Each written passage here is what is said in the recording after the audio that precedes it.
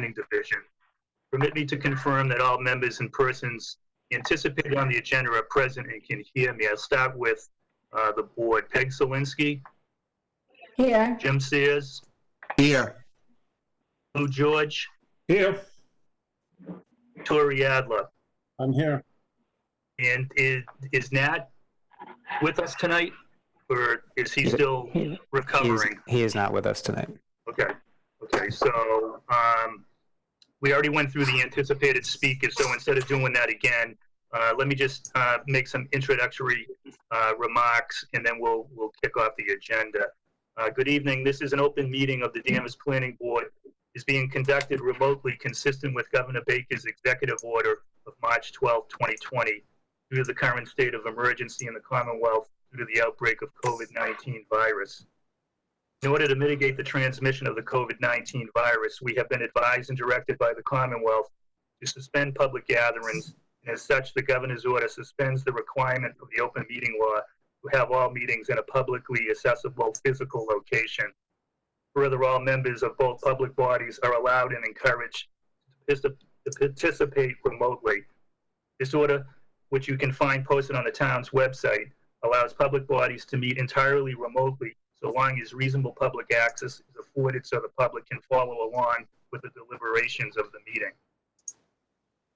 Ensuring public access does not ensure public participation unless such participation is required by law.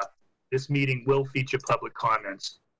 For this meeting, the Planning Board is convening remotely by WebEx app and is posted on the town's website, identifying how the public may join. Please note this meeting is being recorded and that some attendees are participating by video conference. Accordingly, please be aware that other folks may be able to see you, and take care not to screen share your computer. Anything you broadcast may be captured by recording.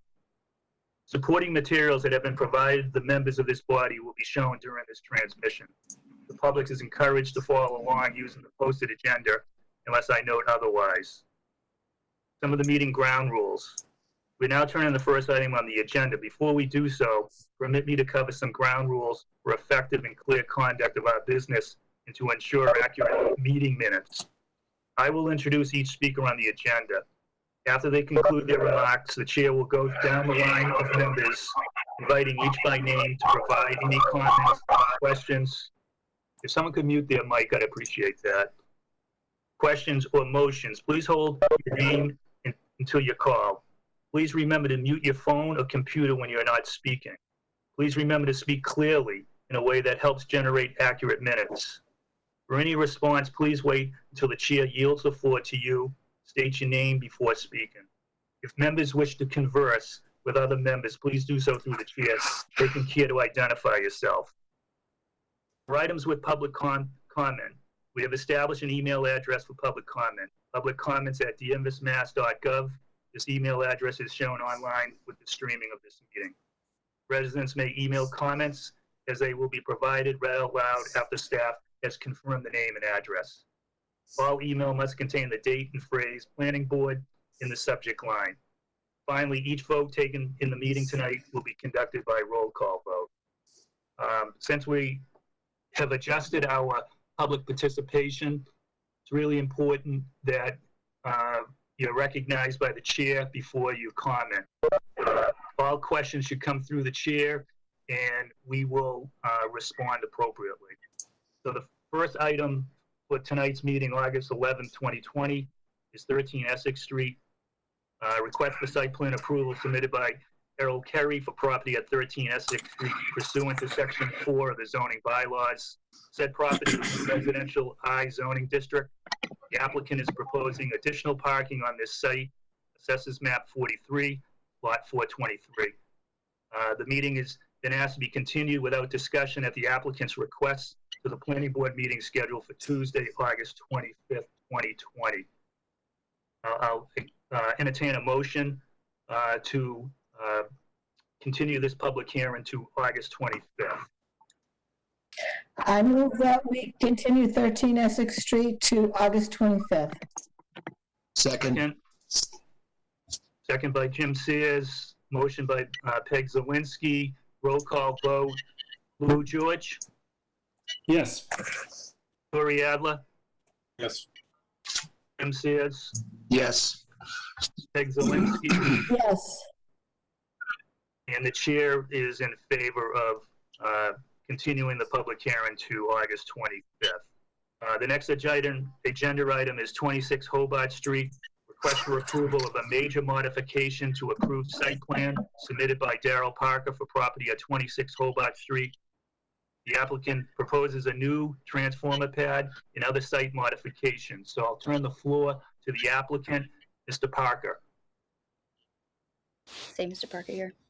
Hi, Darrell Parker here. Darrell Parker here. So, I'm James Flackwitz from Hancock Associates. I'll be representing Darrell and Janelle Parker tonight. Okay, you can make your presentation. Thank you. Sorry, what's that? Go right ahead, make your presentation. Okay. So good evening, Chairman and members of the board. I'm James Flackwitz from Hancock Associates. I'll be representing Darrell and Janelle Parker for the Cherry Street Fish Market site plan major modification.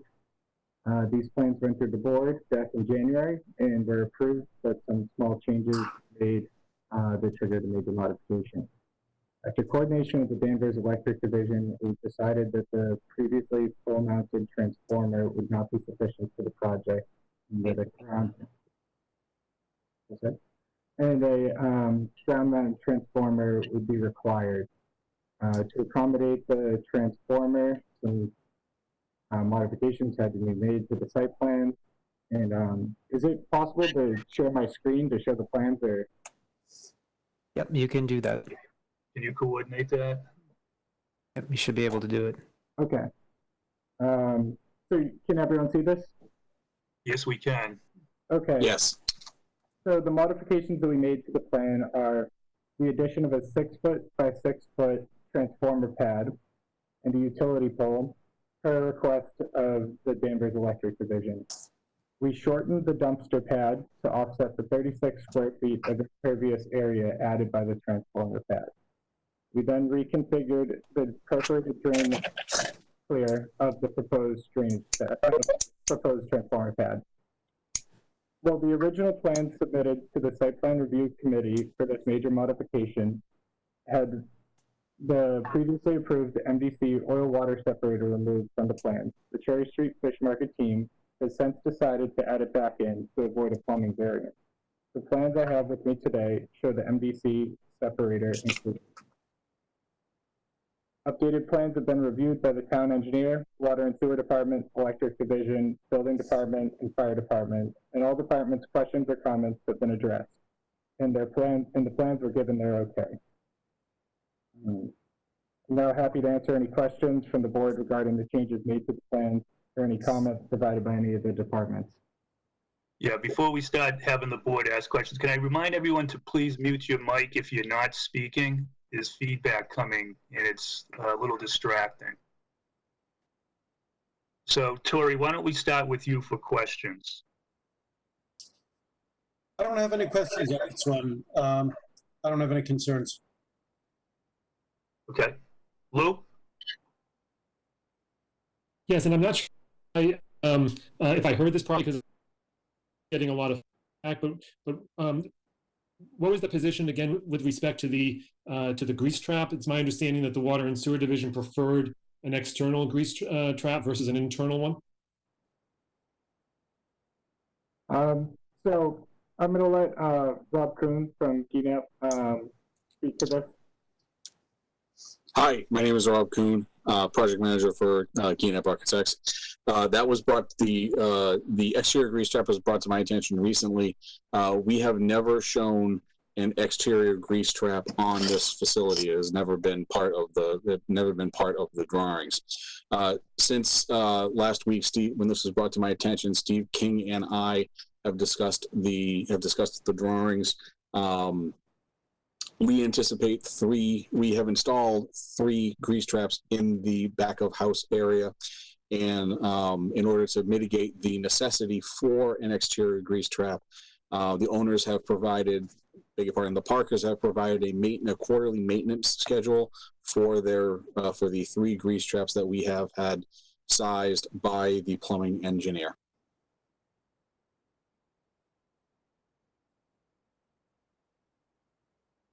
I cede the floor. John, if I could just interject just one moment, if that's okay. This is Josh Morris, planning staff. The applicant and the engineering division has been working on this matter, and it appears that the engineering division is satisfied with what the applicant has presented on that matter. Okay, thanks for that clarification, Josh. Thank you, Josh. Lou, do you have other questions, or did we lose Lou? Mr. Chair, you actually lost me. I had to go. I lost internet access temporarily, and I had to go and get onto something else. So it's my understanding, just so I can understand it correctly, that was resolved satisfactorily, the issue of the trap. Yes, that is correct, Lou. Yep. Okay. Yes. Thank you. Thank you for your comment. Yep. No further questions. Okay, Thank you. Peg, you have questions? I have no questions, Mr. Chairman. Thank you. Jim Sears? I have no questions. I'm fine. Okay, the chair does not have any questions, but since this is a public hearing, is there any comments from the public, Josh or David? We don't have anything by email for this matter, and I'm not sure if there's anybody in the room registered to speak for this particular item. I'll open it up. I concur. Go ahead. I concur with. Sorry, John. I didn't mean to interrupt. I concur with David.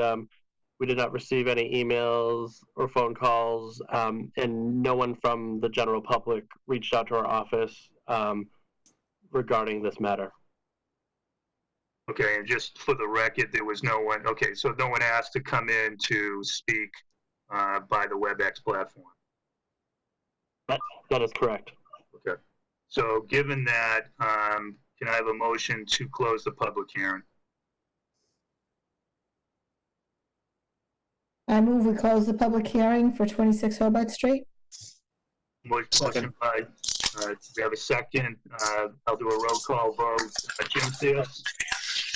All in favor, yes. Mike Zelinski? Yes? Lou George? Yes. And Tori Adler? Yes. And the chair close the public hearing. Now I'll entertain a motion to approve the major modification as presented. So moved. Is there a second? Second?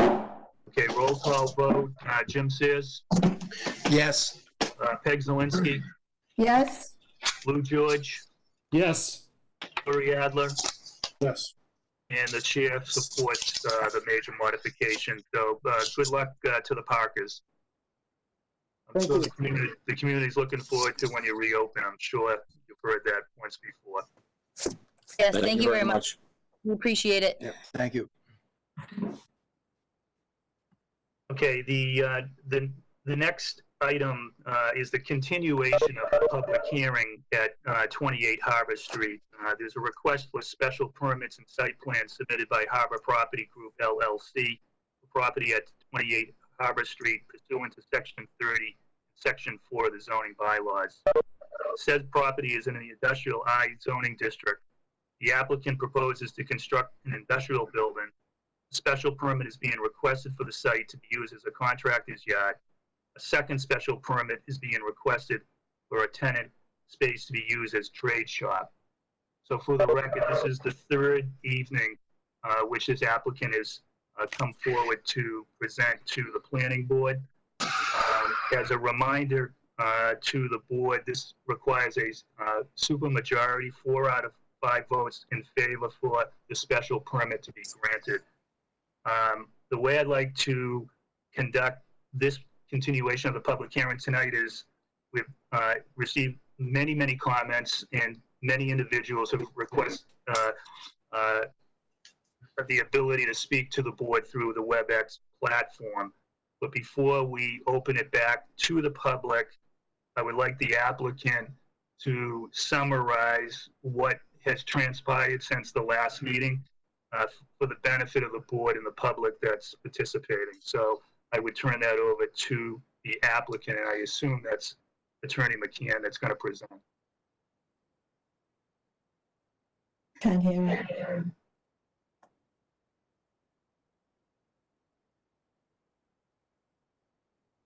Can you hear me now? We can. Okay. Thank you very much. My name is Nancy McCann. I am here on behalf of the applicant Harbor Property Group, LLC. With me tonight is the applicant Giuseppe Federa. Also with me tonight is Giovanni Federa, who is the project engineer. And we are seeking three things through this planning board process. First is site plan approval for a new industrial building, which is a fully conforming building under Section 4 of the zoning bylaw. We are also seeking a special permit to allow trade shops within the building. As we discussed at the prior meeting, there are 6 tenant spaces within the new building. And we are seeking a special permit for a small contractor's yard, fully enclosed on the exterior of the new building, approximately 1,100 square feet. We did make our full presentation back on June 23rd. We came back to the board for a second meeting on July 14th and responded to comments at that time. We presented and had previously submitted some revised plans. And at the end of that meeting, there did not seem to be questions left from the board. However, there were questions and concerns with regard to process at that time, specifically as it relates to the planning board hearing process. So the matter was continued, and now we're back before you tonight. Since that last meeting in July, we've actually done quite a bit of work. First, the first item that happened is that the planning board had its own meeting with regard to the planning board process, and the planning board members determined that the public hearing process that had been held for this application was done appropriately. There could be some improvements to that, and that's reflected in the participation through the WebEx platform for the public that we have at this meeting tonight. But that discussion cleared up the issue with regard to process. Secondly, we have reviewed all of the comments that we have received through the planning staff, public comments that have been submitted. We have received all of them. We have reviewed all of them. Thirdly, I did speak to the abutter at 10-26 Harbor Street, who indicated no objection to the application. The applicant met with the direct abutter, Joel Farrington, at 30 Harbor Street to discuss the project and questions and concerns that he had. And then importantly, the applicant and myself and the project engineer hosted a neighborhood Zoom meeting for neighbors. We invited, sent out invitations to the neighbors. About 12 invitations went out. We had 5 different properties in the neighborhood represented who wanted to participate in that Zoom meeting. We did that on the 27th, and that was specifically to give members of the public in the neighborhood the opportunity to speak directly to the applicant's engineer, and raise any questions to see if there were things and concerns so that we could address those. We got a lot of information, good information, a lot of good suggestions from that meeting, which were reflected in my letter to the planning board on July 31st. With that letter was an explanatory letter that I'll go through, together with our project engineer's response letter to department comments, and also a revised set of site plans in response to what we had heard both at our prior planning board meetings as well as during our Zoom meeting. Specifically, we made a change to the plan that is most notable to you, and it's shown on the screen right now. We were asked whether we could improve the facade, street facade of this property improve it over the existing condition. As you know, the existing condition in front of the existing building has no separation between the parking, the existing parking lot and Harbor Street. There is no separation for vehicles. There's no separation for anyone traveling or walking along the street. We were able, in looking at the plans, the project engineer was able to make a significant revision to the plan, and that is to make the travel aisle in front of the existing building one way. By doing that, we have decreased the width of the travel aisle from 24 feet to 18 feet. The width that we are proposing meets the aisle width requirement under the bylaw, and it allowed us to create a planting strip, I should say, in front of the existing building where we were not able to do that before.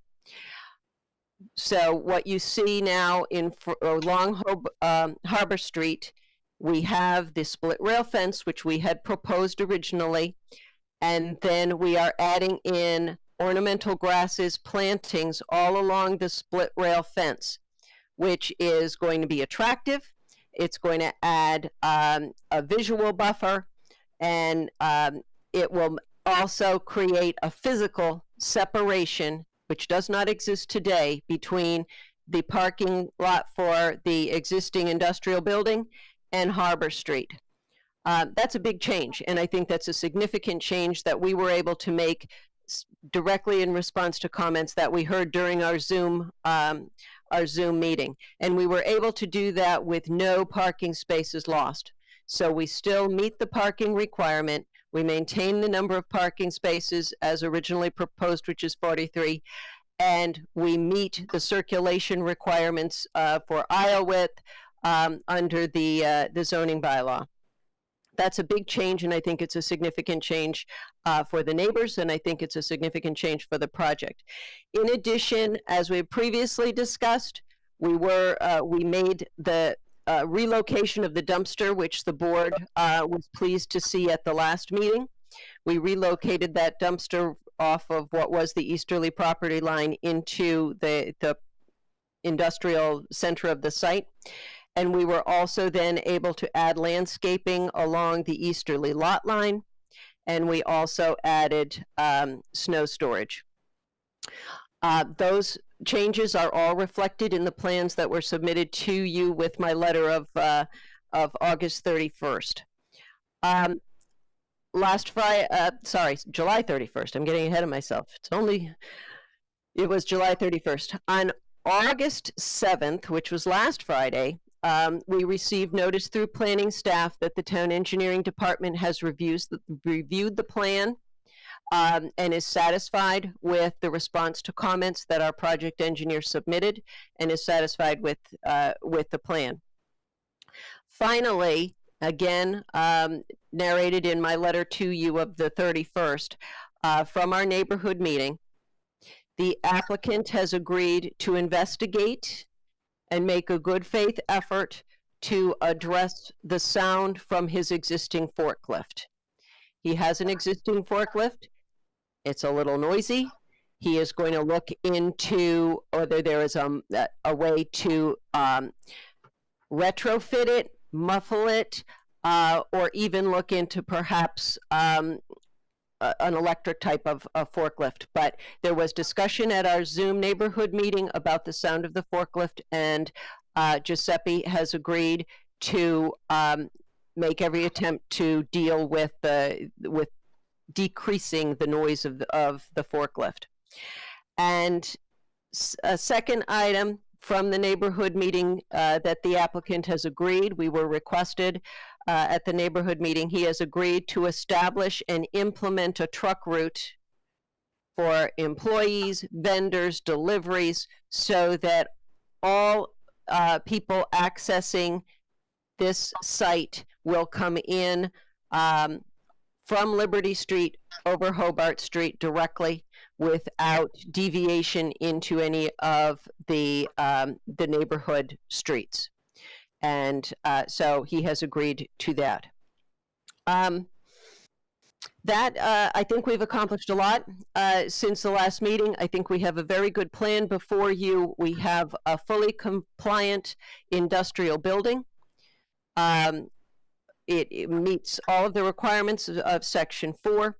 This is an Industrial 1 zoning district, and we think that this proposal is appropriate for the area and is far under the lot coverage and far over the landscaping percentages under the zoning bylaw to make this appropriate. That is it for what we have done, and I think we are happy to answer any questions that you may have, and I hope that you're pleased with the progress that we made in addressing and reaching out to get concerns.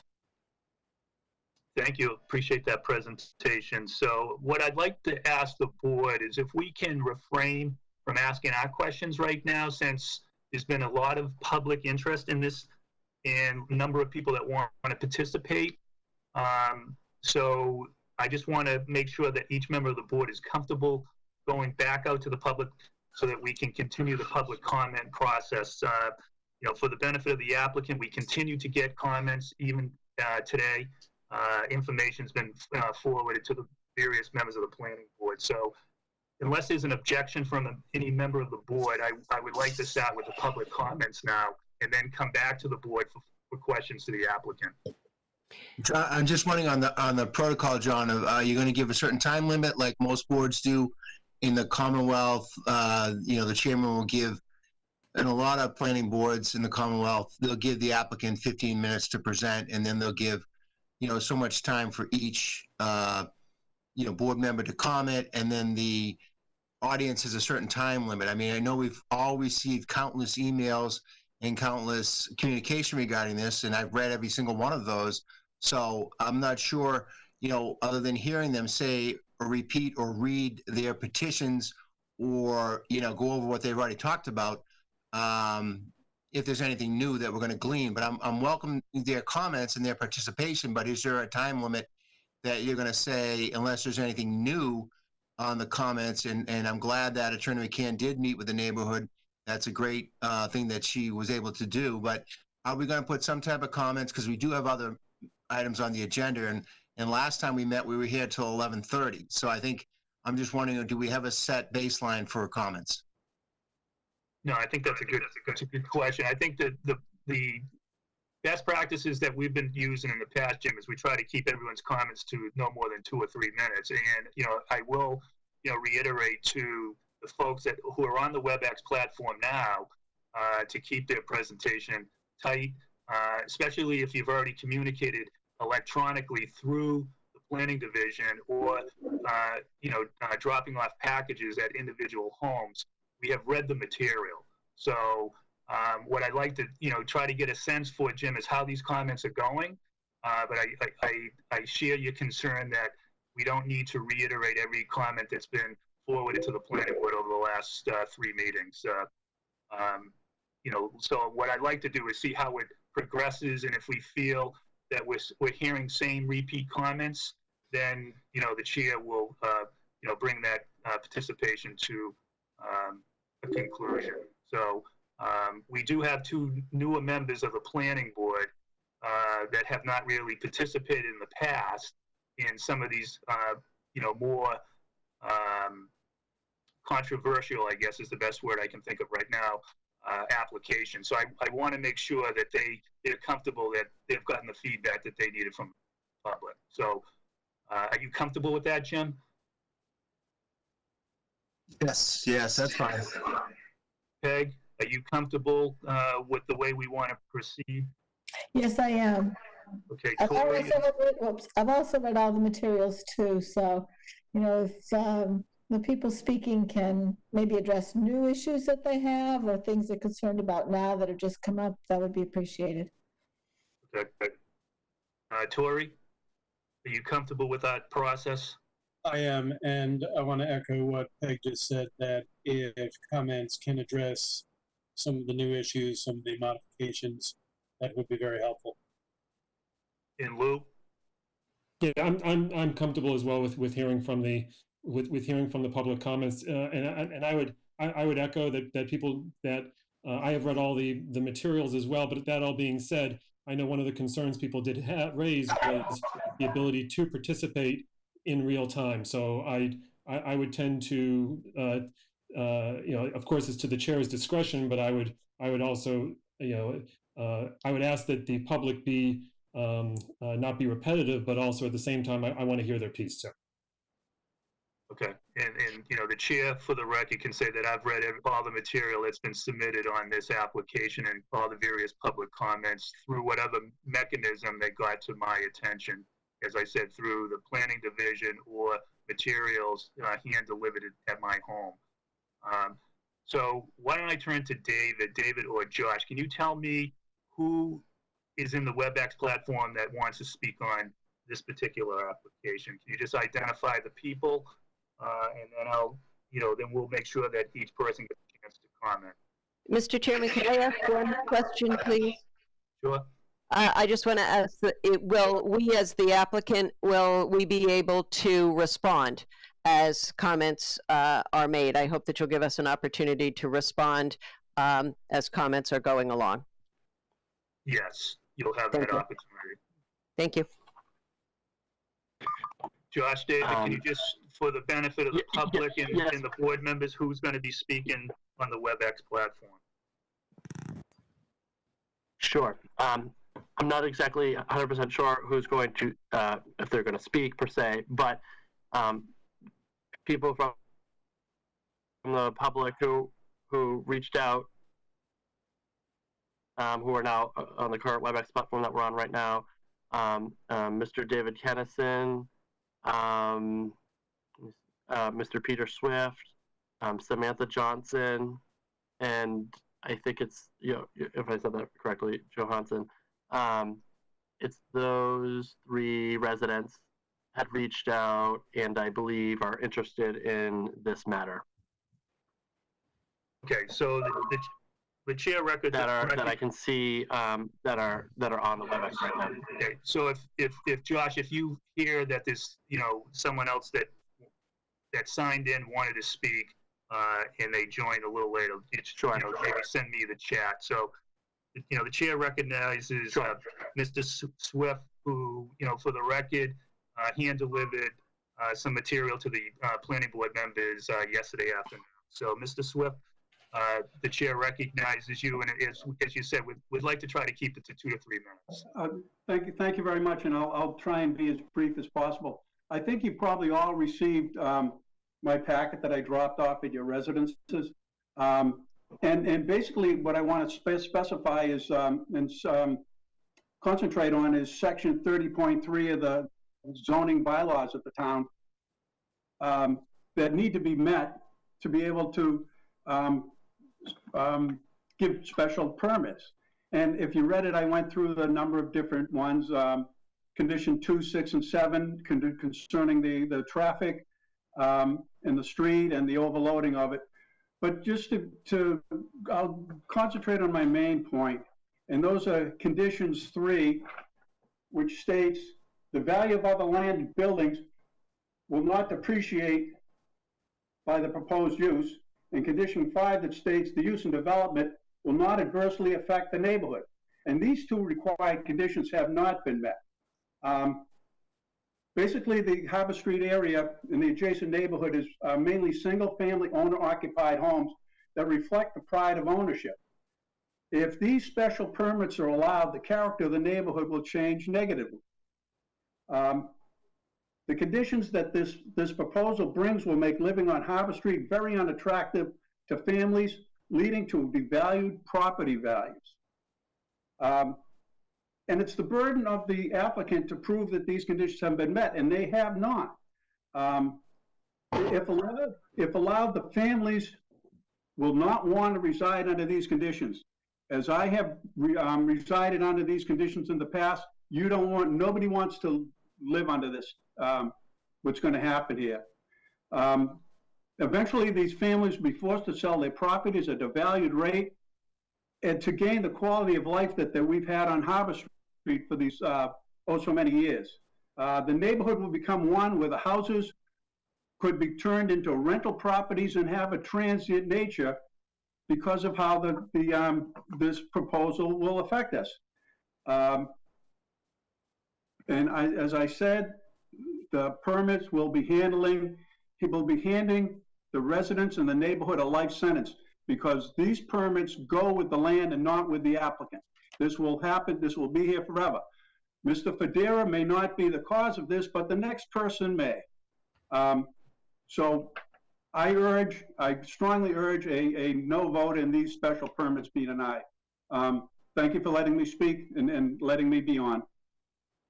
You're welcome. Thanks for your participation. So I'd like to hear from Samantha Johansson next.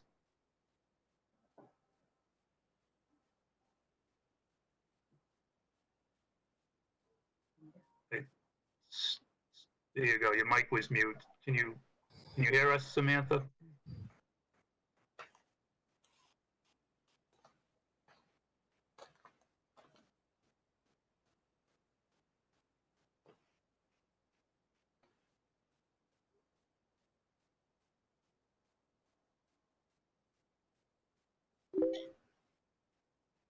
Okay, I got a message. She's having audio problems. So why don't maybe she can reconnect.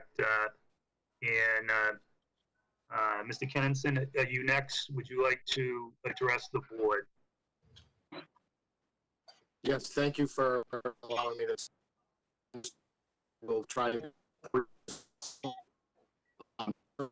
presentation. The driveway in front of the building was reconstructed. As early as yesterday, there was an 18-wheeler delivering to that building. There's no way an 18-wheeler can pull into that. They can't pull into it as it is now. And I provided a picture of an 18-wheeler being offloaded in the street because it couldn't pull in because there were too many cars in the parking lot. Second, the dumpster that was moved from the east side now sits directly in front of my door. And as of today, it's 12 feet high with trash. Again, not a good neighbor. We talk about the forklift and his ability to have the good faith to go and apply and get a new forklift or fix that one. But we asked him for good faith. And this Sunday, for 3 hours, they were in there working in that yard with that forklift going. Or how about last night, they were in there in that yard working till 7:30 p.m. And when confronted on Sunday, I was told, well, would you rather we do it at 6 a.m. tomorrow morning? That's a bully. And no, I wouldn't. I'd rather you do what you're supposed to do over there and not have an illegal contractor yard. I'm frustrated. They've been non-compliant for 3 years. 3 years they've been running a contractor yard. I've complained to everybody I can. And I appreciate that they had a neighborhood meeting, but unfortunately I had to work. I'm directly across from this building and it affects me the most. And in 2 years, he's never come over to talk to me. I'm just saying, that's not a good neighbor, and he does not have good faith. So I'll leave it at that. I am totally against all the permits for this, and I really think he should be held accountable for the current zoning bylaws that are there. Thank you for your time. Thank you for your participation. Is Samantha available, Johansson, to speak?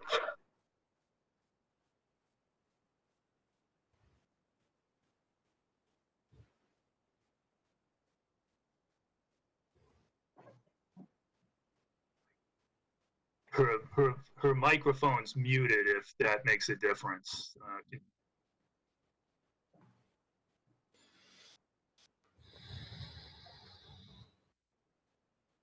Is it possible she could call in? Hi, this is Aaron. I just tried texting her. I will do so. I'll ask her if she can call in. Yeah, she's going to try to do that.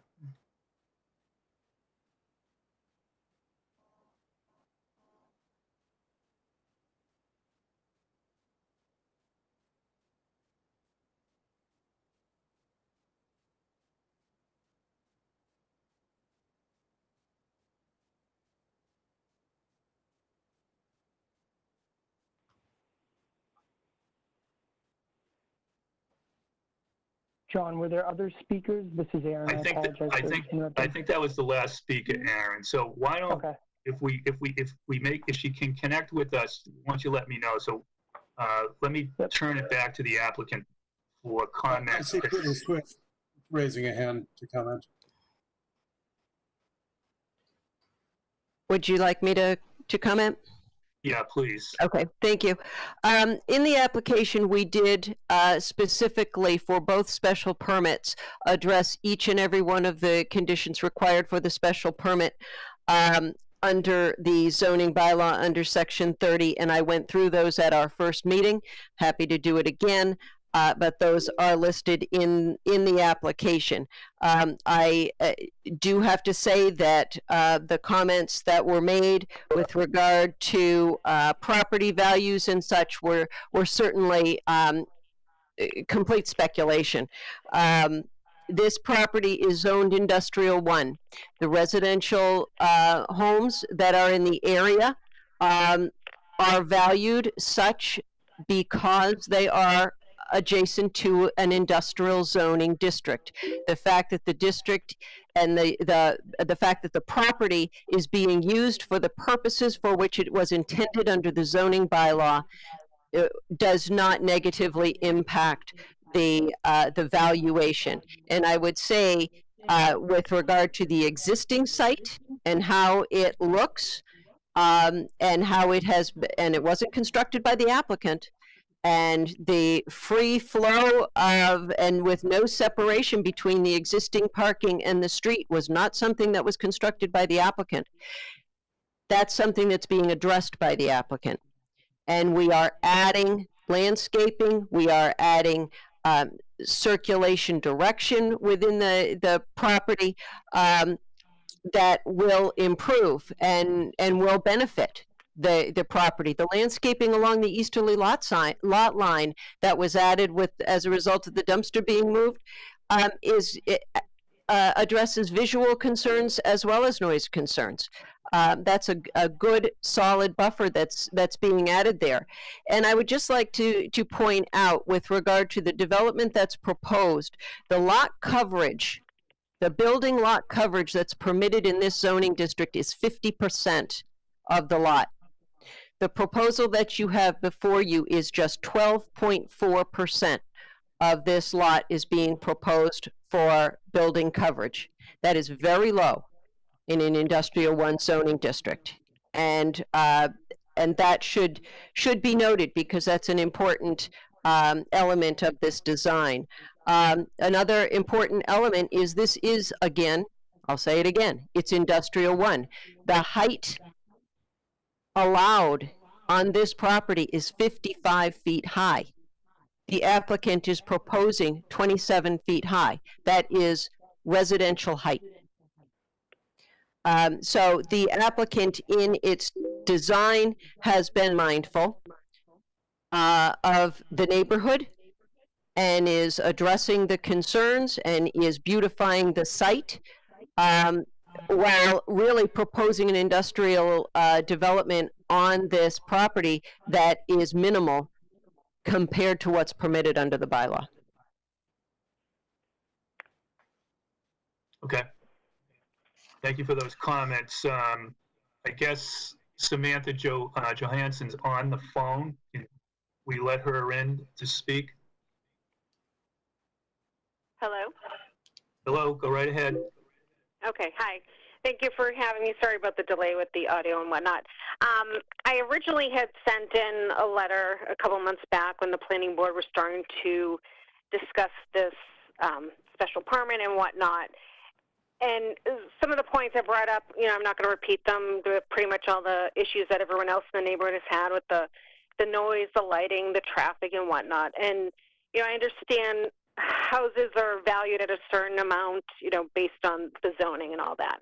But, if anyone on that street, on Harbor Street, were to try and sell their house right now, they would not even get close to the value of what it should be. Having short-saled my house in the past, where I lived on a dead end. It was a bit industrial and whatnot. And because of that, our house sold well below the value of it. so it's definitely affecting the housing, values. It's definitely affecting the way we're all living in this neighborhood.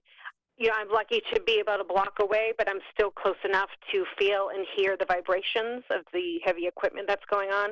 And like Mr. Kennison said earlier, they were operating late last night and on Sunday, which, in the past, they were told they're not supposed to be doing it past certain hours. I understand they're going to have restrictions on hours, but regardless, you're still adding, other trades into that building, adding on to the building. It's 100% going to affect the traffic, the noise, and, the comfort of living in our neighborhood, which has been, very uncomfortable. And it just, I'm seeing a lack of sympathy for our neighbors, especially the ones who live across the way. And, I think the planning board, having worked for the Beverly Planning Board in the past, to really think about how that's affecting your residents in this town. Thank you. Thank you for your comments. I guess I was told that Mr. Swift has another observation. If we can keep it really tight, I'll recognize Mr. Swift.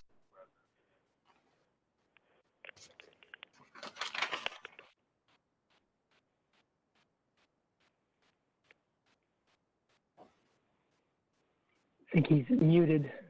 I believe you're muted, Mr. Swift.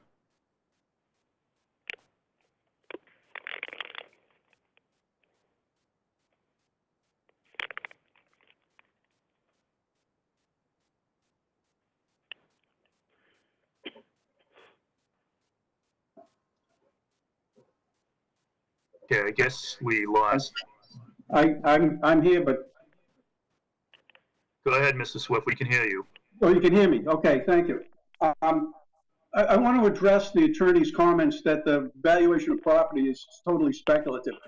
The first letter I sent in wanted to address that concern and ask for a reassessment of the property so we could get a true feel. That was not even talked about.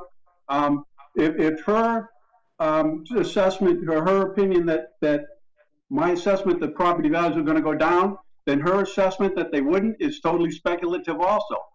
But we've had, and I think all of you got the petition, and there were quite a few names. I think there were two with almost 80 names, and the other one with well over 350, I think, excuse me, 250. But one of the petitions, it was signed by a number of residents and abutters. It was also signed by town meeting members, and mainly Precinct 3 town meeting members, where they're in unanimous agreement that this proposal will destroy the neighborhood. They're the ones that are familiar with it. They're the ones that are using it every single day. These people come down the street, they go to John George Park, they go down to Pope's Landing, they use the area. One of the selectmen at one time said that we had a hidden gem in town, and it is. And this will turn this from a hidden gem into an eyesore. It will be an area that nobody wants to visit and nobody wants to live in. Again, I hope you take that into consideration. And again, I hope you reject these special permit applications. Thanks again. Okay, thank you. So let me turn it back to the board for final questioning. So I'll start with you, Jim. Jim Sears. Yes, John, I'm here.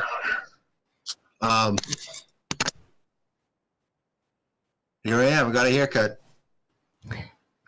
So, a couple questions.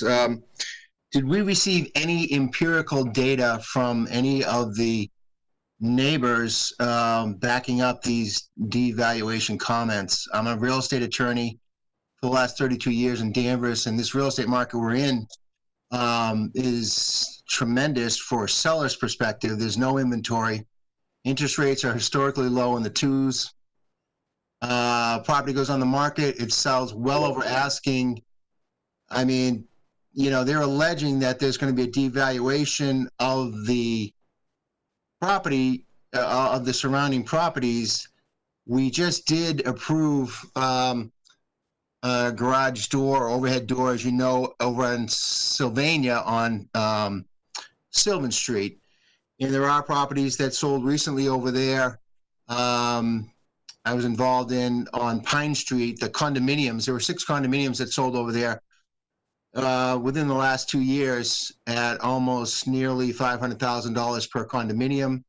I know of on the Adams Street, there's a duplex condominiums over there that are selling, close to $600,000 for a duplex condominium, and they're adjacent to an industrial site that is probably 10 times the size or more of this site, and it coexists in harmony with the neighborhood as an industrial site abutting residential sites, and it has a tremendous amount more of truck traffic with 18-wheelers and so on, as we saw and as we had the presentation in that sense. So I'm kind of questioning, the argument that all of our property, everyone's going to move out of town and out of the neighborhood due to this industrial use which is allowed. So there's no empirical evidence other than conjecture on that point that I can see. And I understand that there's noise and there are complaints and enforcement issues, which there is a resource with the town building inspector and the police department and so on. And I'm hoping that the applicant takes note of the strict hours of enforcement in operation that, we've already talked about setting down here. So that's kind of my feeling on the devaluation comment. Secondly, for the applicant and the engineers and so on, just to revisit on the special permit for the contractor's yard. And essentially, this contractor's yard is about the size of half a tennis court, it sounds like. That's correct. 1,100 square feet. That's correct. On the very left-hand side, westerly side, up against other industrially zoned parcels. And it's going to be fully enclosed by a fence, correct? Correct. Is that fence going to be opaque? Giovanni, can you tell us exactly the fence? Yes, in answer to your question, but Giovanni, can you discuss the fence? The fence is, we're proposing a 6-foot high fence. It's going to be wood, so it's a wooden pressure treated with 30-year life. And stockade. Yeah, opaque. Yep. So okay. that will be the fence material. So it's not chain link with slats. It's going to be 6 foot. Would it be possible to have a higher fence, maybe an 8-foot fence? The applicant would take that as a condition, absolutely. Okay.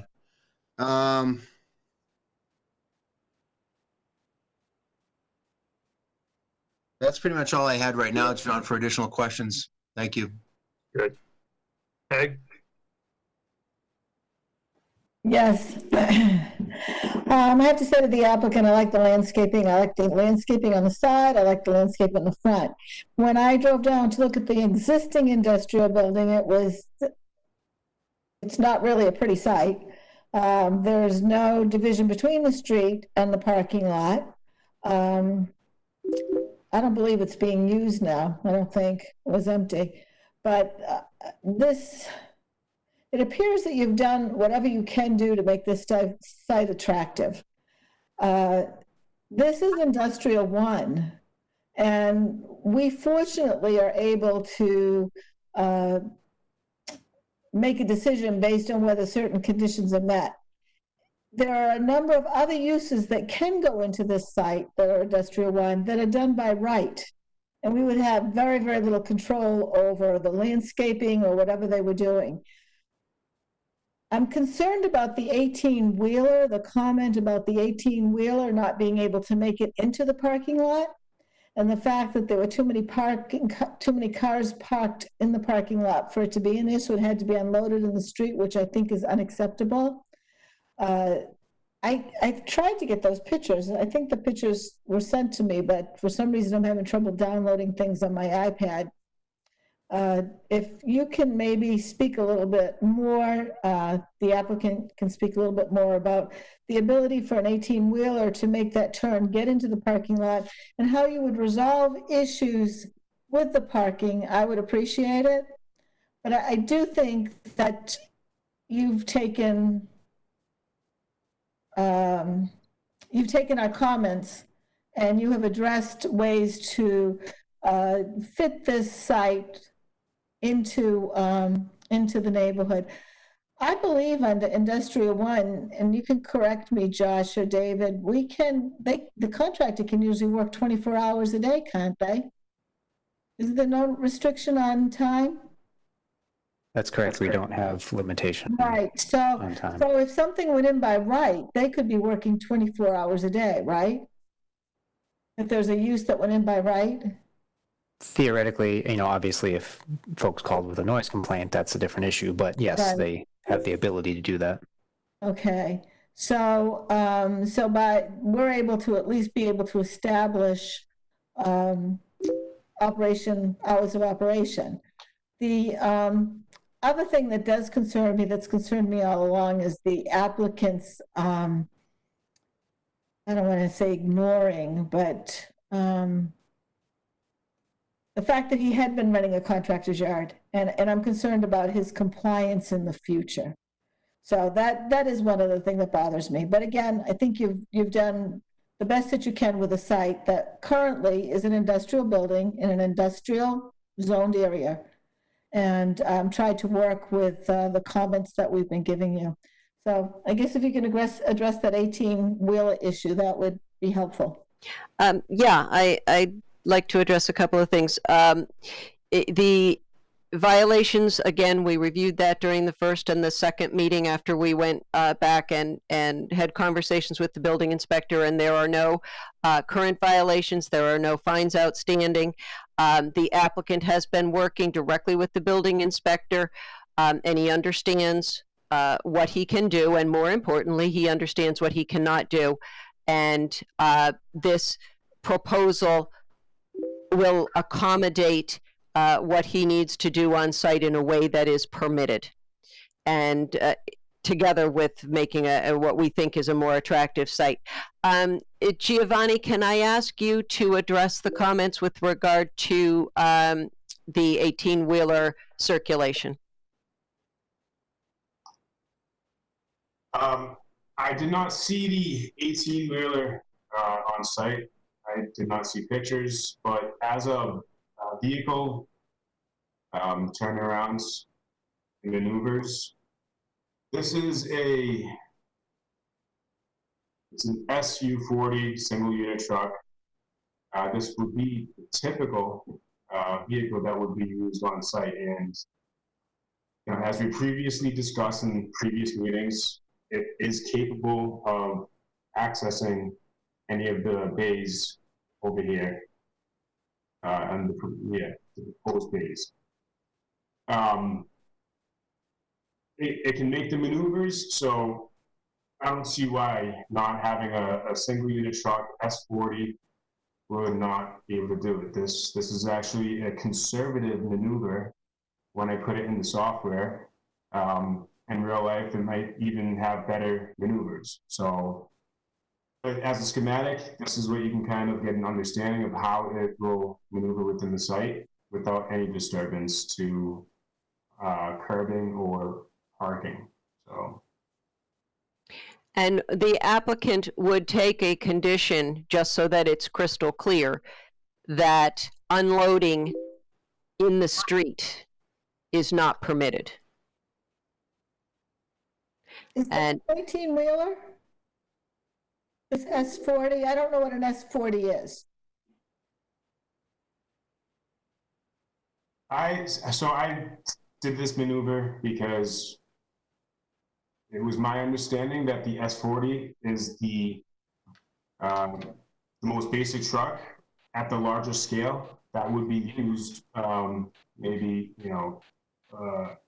once every 2 weeks or so, but not often. So that's why I used the S40. Okay. That's all I have to say right now, Mr. Chairman. Okay. Tori, you're next. Sorry, I was taking a moment to look at the email that Mr. Kennison just sent us with pictures of an 18-wheeler in front of the site.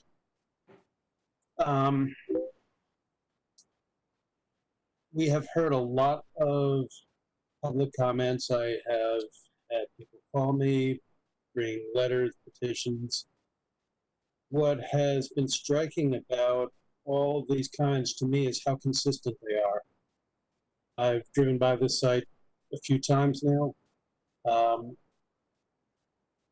Consistently, it seems like everyone's concerned about the noise, the storage of equipment, materials, and the impact on the neighborhood of scaling that up. This is an industrial site, but these uses are permitted by special permit, and I think it is up to us to decide whether those special permits are appropriate in this situation. That's why they are not by right. I do not see anything in this design that would curb the noise. I'm not very interested in hearing about a good faith effort to get a quieter forklift.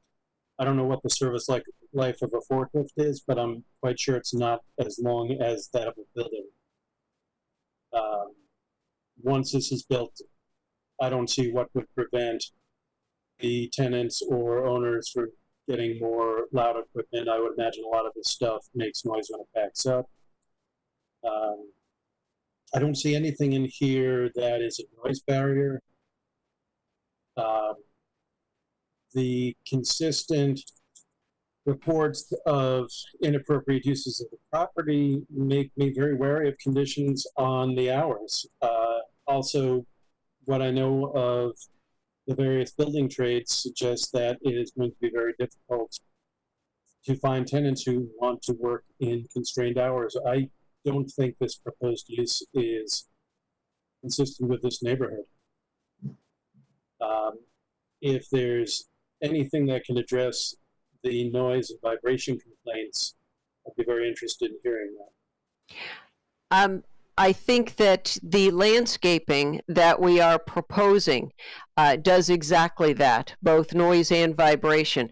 Currently, there is no landscaping on this site on the street side. There's plenty of landscaping in the back, but nothing on the street side. And we are proposing landscaping along the easterly lot line, which, as I said before, is a significant improvement over existing conditions. That is specifically buffering the existing building.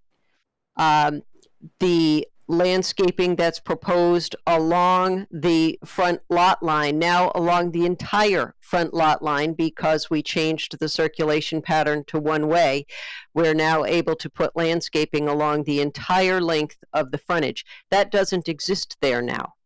And that landscaping is a very effective sound barrier. It's a visual barrier and it's a sound barrier as well. We also have an additional secondary row of landscaping in the middle of the parking lot that you see there. Again, that will provide buffering visually as well as sound and vibration buffering. There is nothing there now on this site but pavement. And what we're doing is improving that and adding the landscaping. And the landscaping is, in fact, a very effective sound and vibration buffer. Sorry, I see ornamental grass and there's an open rail fence. Is there anything else up there that I'm not seeing on this plan? Along that section, what we proposed is the ornamental grasses with the split rail fence, which is going to provide the division that doesn't exist there now, and will also have some sound attenuating properties. If there are other landscaping materials, we could have put a row of arborvitae in there, and the applicant is willing to do that. We looked at putting arborvitae along there, and we said, well, the grasses with the split rail fence might be more in keeping with residential, but an arborvitae screen along there, the applicant is willing to do that. If that, and that certainly, I would agree, would provide a better sound attenuation than the grasses. It just has a certain look to it that was not as soft as the ornamental grasses, which I just happen to be a fan of. But the applicant would do arborvitaes along there. A solid row of arborvitaes would be very imposing on that street. Yeah. Was any consideration given to any kind of sound deadening wall or anything like that? No, Giovanni, you can jump in here, but I don't think a sound barrier wall would have to be very high, I think, to do what landscaping would do. And I don't know if that would be. Nancy, sorry, this is Giuseppe. Can I add, part of the proposed design is that the loading and unloading of the vehicles will be inside of the garage bays. You know, so I think that alone would be a significant sound barrier in itself. Yeah, that's a good point. I have one more question regarding the truck maneuvering diagram. Do those maneuvers depend on certain parking spots being unoccupied? That's how it appeared to me, but I'm not sure I'm reading that correctly. It looks like the truck would need to pull into and through 3 parking spots, maybe 2 parking spots. Where in particular? Looking on the left-hand diagram, the top maneuver, it looks like the truck is pulling directly into a parking spot, and on the path there is cutting through the corner of the spot opposite, closer to the street, right around where your cursor is there. Right there, yeah. So once again, this is a very conservative maneuvering software. So it's showing pretty much the worst case scenario. It is feasible to get in there. We still had an extra 2 extra feet right there from that corner, and I believe it would be able to make that because, you know, once again, this is a very conservative maneuvering software. Worst case scenario. The other parking spot right here, I'm showing as if this truck wanted to back into this bay, and this spot right here is designated specifically for this bay. So if there was a truck coming in, obviously whoever's utilizing that bay, they would be able to move the vehicle without any disturbance. And is that truck shown backing in? That is correct. And do you suppose that a truck of this nature makes a loud alarm noise when it backs up? It may. I'm not too familiar with trucks and the backing up of what noises they make, but I mean, it may, depending on what kind of truck it is. Thank you. Lou, you're next. Okay, yes. And I have just some comments, and I do have some questions. With respect to the industrial 1 zone and the fact that this is an industrial 1 zone, I think I mentioned at the previous meeting that I do, you know, I understand that. I understand that it is, you know, that this is an industrial area, that we have residences abutting that. You know, I'm keenly aware of that. I grew up in Danvers Port. My family's from, you know, we first settled in Danvers Port almost 100 years ago, and so, you know, I grew up in the shadow of the Crease and Cook Tannery.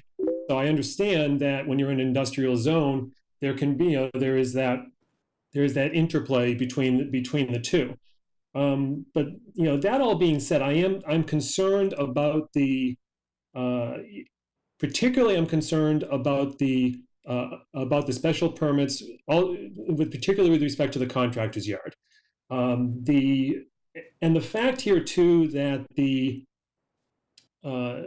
what I see here is we're not here with necessarily a clean slate, because as was I believe as Mr. Kennison mentioned during his comments, as well as even in the materials, this has been, there have been complaints for several years with respect to operating a contractor's yard, with respect to noise complaints.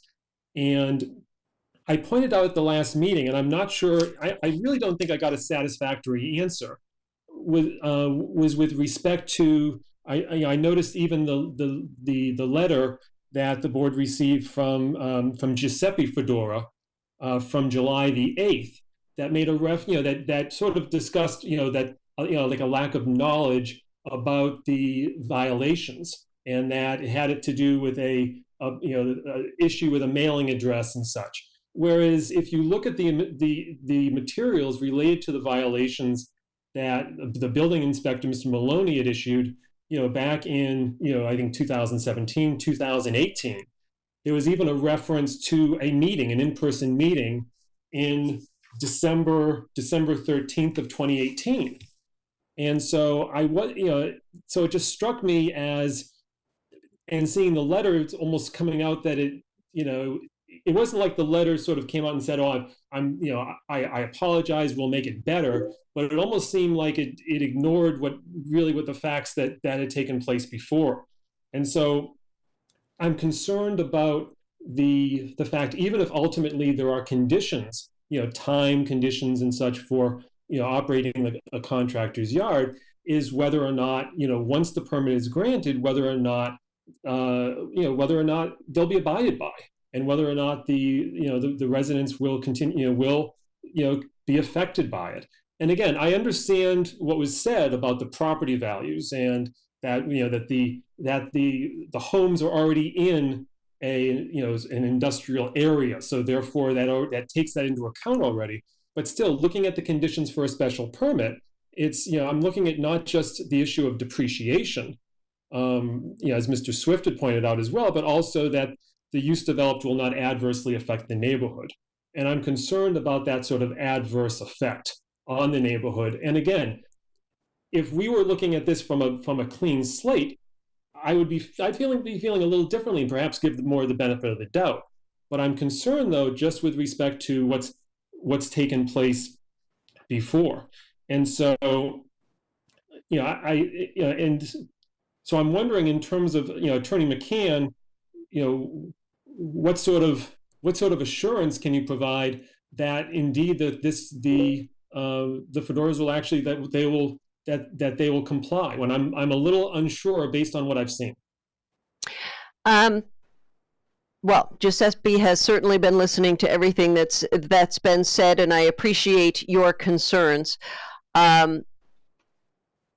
However, the building inspector is the code enforcement officer, not the planning board. Mm-hmm. And the building inspector will have decisions from the planning board that will state certain conditions, and he will enforce those. He is not afraid to do so, and he will do that. Mm-hmm. When there is a violation. And sometimes a neighbor might think there's a violation when there really isn't. And an example of that is, this is an industrial one property that allows work 24 hours a day. Mm-hmm. So there are certain things that might be a violation that the building inspector might act on, and there are certain things that are certainly permitted in the industrial one zoning district. So the conditions that you can put on the special permit, I think from a legal standpoint, put the property, and I would say the property owner, in a more strict position than without a special permit, because you can add certain conditions, and the building inspector will enforce those. And I have now had several conversations with the building inspector. Giuseppe has had a number of conversations with the building inspector, and I think he understands, and he can tell you himself that he understands what he's permitted to do and what he isn't permitted to do. Mm-hmm. And he is going to be putting in a great deal of money into this building, into the town of Danvers, into this property. And it is going to behoove him to have it look nice and to have it operate properly. And he doesn't like to get complaints from neighbors either. I mean, that's not something that he wants to have either. So The meeting that we had with the neighbors, I thought was very good. It was cordial. We didn't agree on everything, that's for sure, but it was a cordial meeting, and I think that has opened up, hopefully, some dialogue. But this is also not a clean slate property.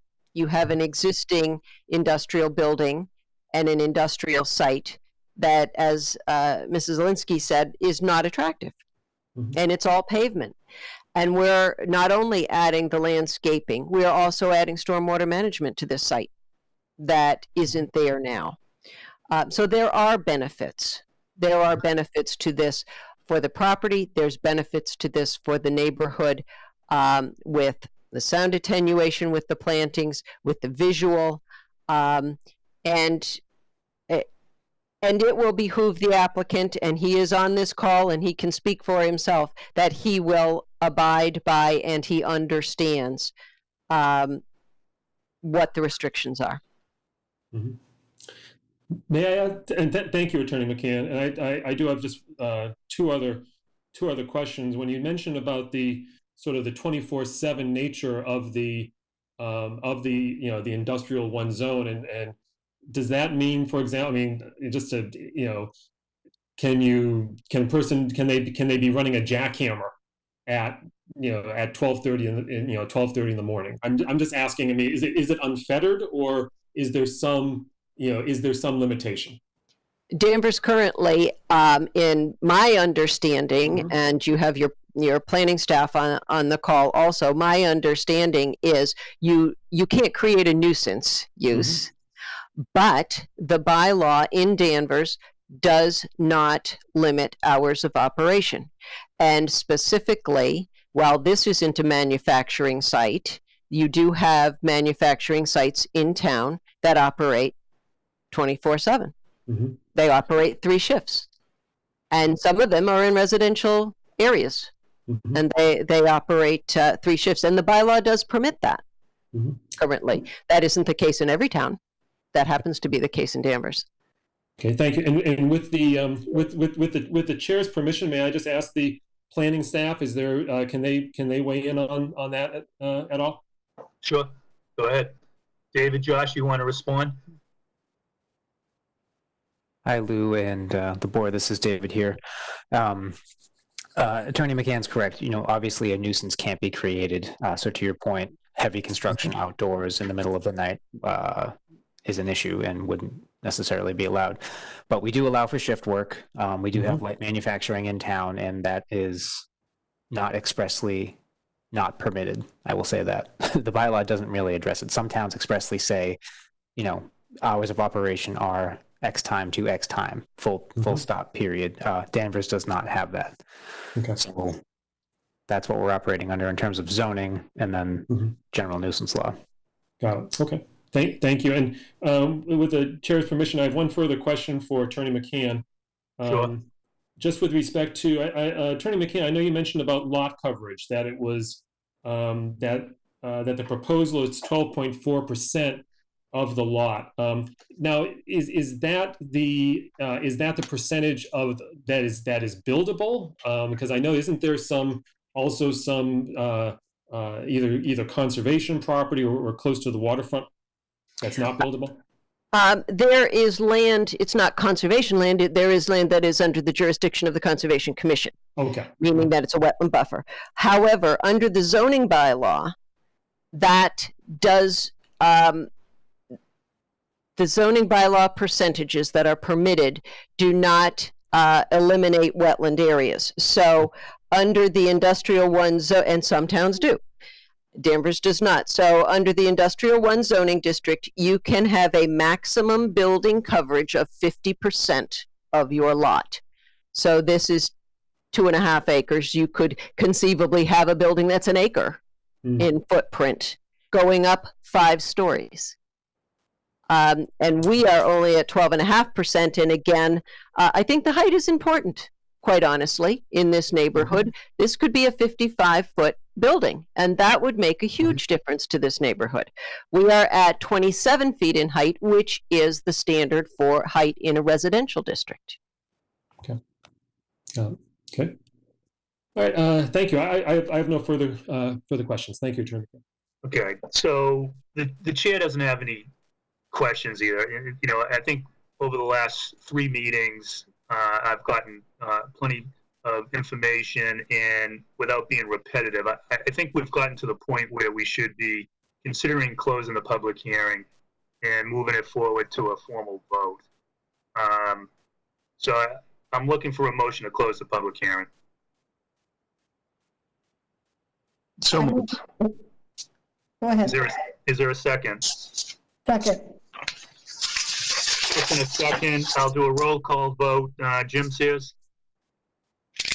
What are we voting on first? Are we voting on the site plan or the special permits? We're voting to formally close the public hearing first. Oh, sorry about that. Yes. Peg Zelinski? Yes. Lou George? Yes. Dory Adler? Yes. And the chair votes to close the public hearing. So, you know, this is a protocol question. I'll ask Josh or David. Is there an order that we have to vote on, you know, the 3 issues? Can we take them in the order that the chair would like to take them in? Well, the special permit, so the use must be voted on first. The 2 special permits for the contractor's yard and the trade shop have to be voted on first. All right, so what I'd like to do then is start with the contractor's yard. Do I have a motion to approve the special permit for the contractor's yard? Can I have a point of information, John, on that? I mean, normally we would read into the decision, the protocol, the fact that we have met the conditions required by the special permit. Is that going to be summarized in the decision, or should we note that now just by way of, you know, the proper procedure that, you know, due to the zoning bylaw, we have met the requirements that are required under the zoning bylaw to approve a special permit? Because normally we would read that in and acknowledge that fact. You know, normally we're going to read a decision. I think there's a certificate of action, isn't it? There is a, well, depending on, I guess, the outcome of the vote, there is an approval in the folder that was sent around, but I guess it depends, I guess, on the outcome of the vote, whether you know, the board feels that the 7 special permit criteria are being met in the special permit, you know, application for both the contractor's yard and the trade shop. You know, maybe some members feel that some of those are or are not being met. So I think that's what needs to be decided first, I guess. You know, if it was we've already agreed to close the public hearing, so we're not going to discuss that. I think we just need to set out. I think the protocol that we've always used is that we have that has been, you know, placed in the decision that by voting yes for the special permit, then obviously we're approving those conditions as part of the approval. Hi, Mr. Chair. Sorry, this is David here. The board is free to deliberate at this point. I mean, the public hearing's been closed, so nothing new can be entered into the record, but the board could deliberate the rest of the night if they wanted to. I would recommend not, but up to you guys. Right, but this, my comment is that, you know, I'm satisfied that on the 2 special permits that the applicant, due to, you know, the industrial use of the area and the proposed contractor use, I think that's appropriate to have trade shops for the contractors. The 2nd special permit on the contractor's yard, due to the fact that it's only 1,100 square feet, it's going to be fenced by an 8-foot high fence, and we have sound attenuation that's being supplied by landscaping and such, that I feel that it is not going to devalue the value of the neighborhood, or it's not going to overburden public streets or the other criteria that are stated. So that is my statement, because if this does get challenged, I think it's important that the board, you know, reiterates, you know, what their position is. But in my mind, I think that the applicant, in their outreach to the town, to the, you know, the neighborhood, and their modifications of the plans as presented, you know, suffice to meet their criteria to approve this special permit. Okay, I mean, so I think everyone recognizes that in order to approve the special permit, all 7 conditions need to be met. So, I mean, so from your, so I would, so what I want right now, Jim, is a motion to, and then we can go down and comment, you know, whether the conditions met or not. I mean, I think that's fair. That's fair to the applicant and for the public record to see, you know, how each member of the board feels. If were all these conditions met? So, so Peg, I'll turn to you. I'm looking at the certificate of action, the grant of special permits right now, and I'm looking at the 7 conditions that have to be met.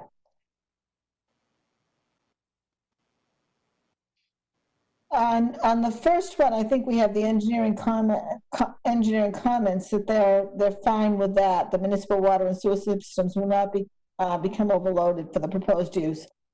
The public streets will not become overloaded by the proposed use. I think there'll be more traffic, but I don't think that it's going to be to the extent that it's going to be detrimental to the neighborhood. The value of other land and buildings will not be depreciated by the proposed use. Currently, there's an industrial building there now being used by the applicant. There's been an industrial building there for, I don't know how long that building's been there, a very long time. It's zoned industrial 1, so I can't believe that by putting in another industrial use and an 1,100-foot contractor's yard, that it's going to depreciate the value of the houses, because already they are living with an existing industrial use across the street. The specific site is an appropriate location for use or structures, and that's a difficult one. It's zoned industrial 1, so yes, it is. But it's also in a residential area, so that's kind of difficult. But it is in an industrial 1 area, so it's zoned appropriately. The use developed will not adversely affect the neighborhood, and that's also a very subjective condition. I don't think I'd like to listen to a forklift. I think that they need to do something with a forklift. I have to tell you that I abutted an industrial 1 area too. It's now been changed. But we had a machine shop, and that ran 24 hours. We just kind of got used to the sound of it. It was there, and we knew we had it. It's since gone out of business. There will not be an undue nuisance or serious hazard to vehicles or pedestrians. I don't think there will be. I guess there's no sidewalks on the other side of the street. I have to admit that I was concentrating on looking at the industrial building and not the other side of the street to see whether there were sidewalks. But I don't think that that will create too much of a problem. And the proposed use of structures will be in harmony with the general purpose of the bylaw. And I think that that will. This is an industrial land. This is an industrial use. It's trade shops, and it's a contractor's yard. So, I mean, I think that the applicant has gone out of its way to you know, try to mitigate any impact that they're presenting to us. And again, I share Mr. George's concern about the compliance. But I think that this project, I think I would vote for this project, and I think they meet the conditions. Tori? Mr. Chairman, can I ask a point of order, please? Sure. I'm seeing that we have public chat going on that I assume the board members can see. The public aspect of this hearing has been closed, so that chat should be closed. Yeah, David, can we remove the people that we invited into the WebEx platform so that the chat features are not being used? I can do that. To be clear, I don't think I can shut off just the chat. I would have to. No. That we heard from the 3 individuals specifically on this application, so they've had their chance to participate through WebEx. Okay. So I think it's appropriate for that we ask them to leave the platform. I will move to the lobby.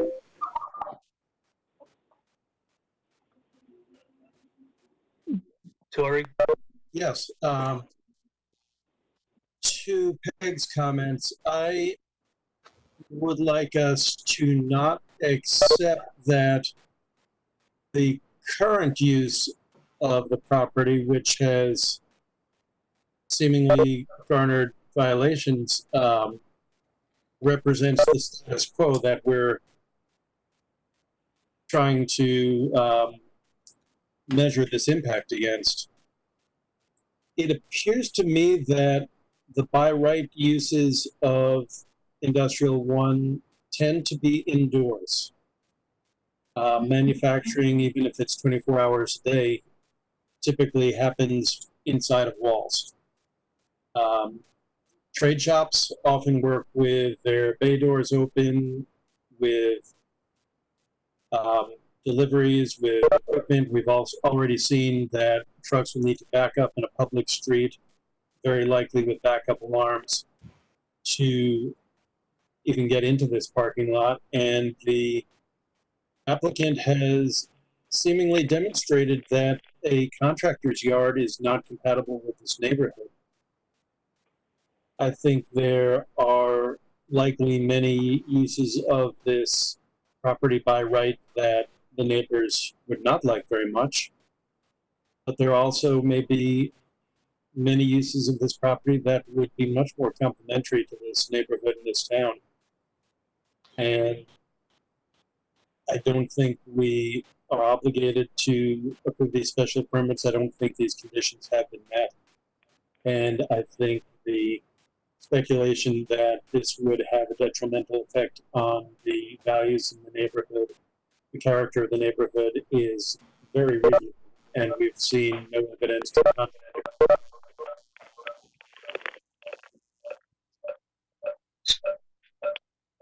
contrary. So, Tori, basically what I'm hearing is you're not in favor of approving a special permit. I'm not. Okay. Lou? Okay. Yes. In terms of looking at the criteria as well, I have concerns again, as as Mr. Adler had mentioned as well. Sort of where does the status quo begin, and the concerns of the of what's really been taking place for the past couple of years is the operation of a contractor's yard without a special permit, and that's been and the way it's been handled has certainly raised issues with the with the neighbors. I mean, out of all of the out of the 7 criteria, I mean the ones that are that to me are that I have concerns with is the third, with respect to the value of other land and buildings will not be depreciated by the proposed use. I'm not convinced that that's mere speculation. I'm not convinced that it's mere speculation. But more importantly is the fifth, with respect to the use developed will not adversely affect the neighborhood. And I understand that there certainly could be other uses that there are certainly other uses that could be worse. I mean, that could be done as a matter of right. That could be more potentially detrimental to the to the surrounding neighborhood, which you wouldn't need to seek a special permit for. But as Mr. Adler mentioned as well, there are others which are which certainly could be less objectionable to the neighbors. But I think what we need to look at, though, is what's on the table right now. And to me, what's on the table right now, not looking in terms of what it could be, is this request, and this request for for the contractor's yard and trade shop. And I have difficulty getting beyond the adverse effect on the neighborhood. And so for those reasons, I would not be in support of the grant of the special permit. Okay, and the chair feels the same way, and I think you articulated it well, Lou. I mean, we're going to look at exactly what is being asked of us right now, which is the contractor's yard and the trade shop. And I don't feel conditions 4 and 5 have been met by the applicant. So I'm not in favor of the special permits either. Given the polling of the board, the applicant is usually given the ability to withdraw all or parts of an application. I assume that's the same here. Yes, we'll give that courtesy. All right. I think, given that it sounds like we do not have the votes in support of the 2 special permits, we would like to withdraw the request for the special permit for the contractor's yard and the special permit for the trade shops, which would leave you just the site plan approval application, which we would take a condition that the outdoor storage area would be removed.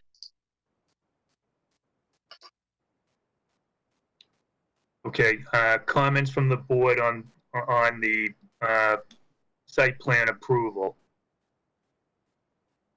Jim, can I start with you?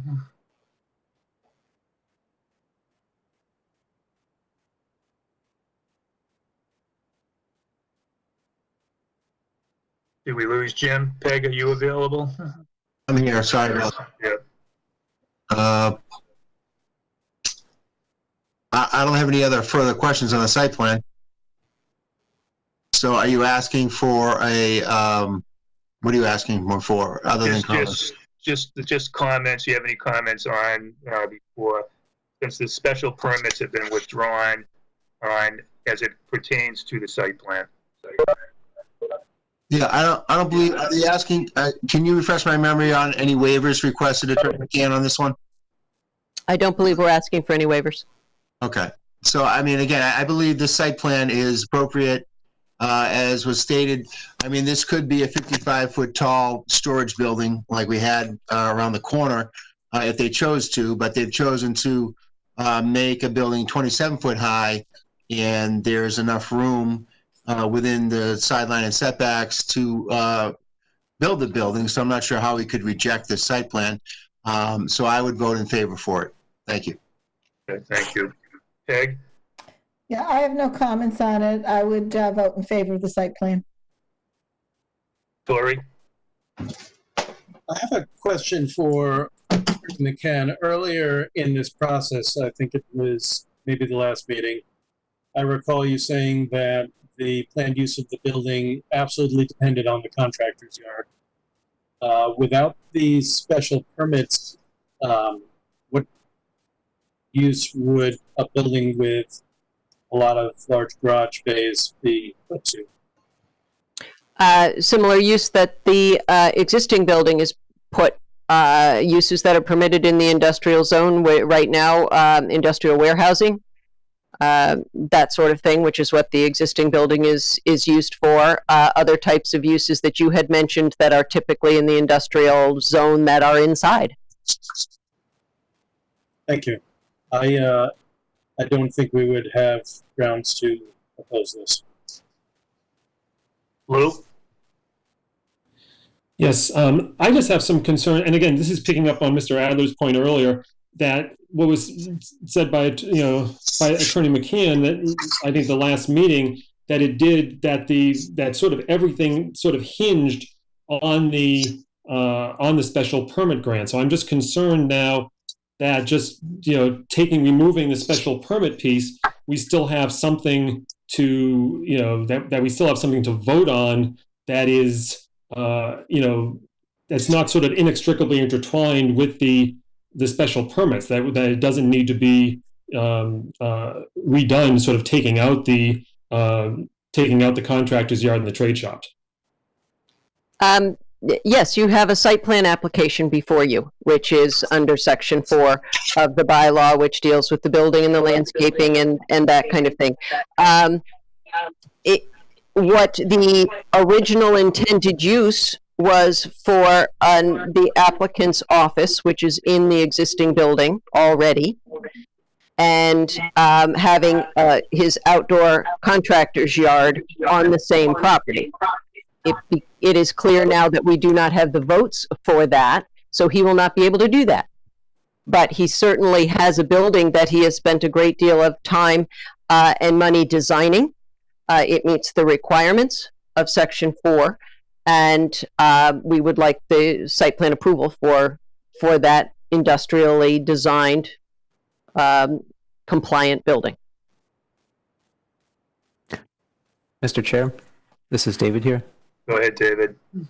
Hi, so just to clarify, to follow up on Lou's point here, we do have some uses in the bylaw where if the special permit were not granted, for instance, the entirety of the proposal would be a moot point. So in that case, if the use weren't granted, the site plan is almost not worth moving forward. However, in this case, the applicant is free to use the property for anything else that's allowed by right in the Industrial 1 district. So just to throw that out there for anybody watching at home or for the board too.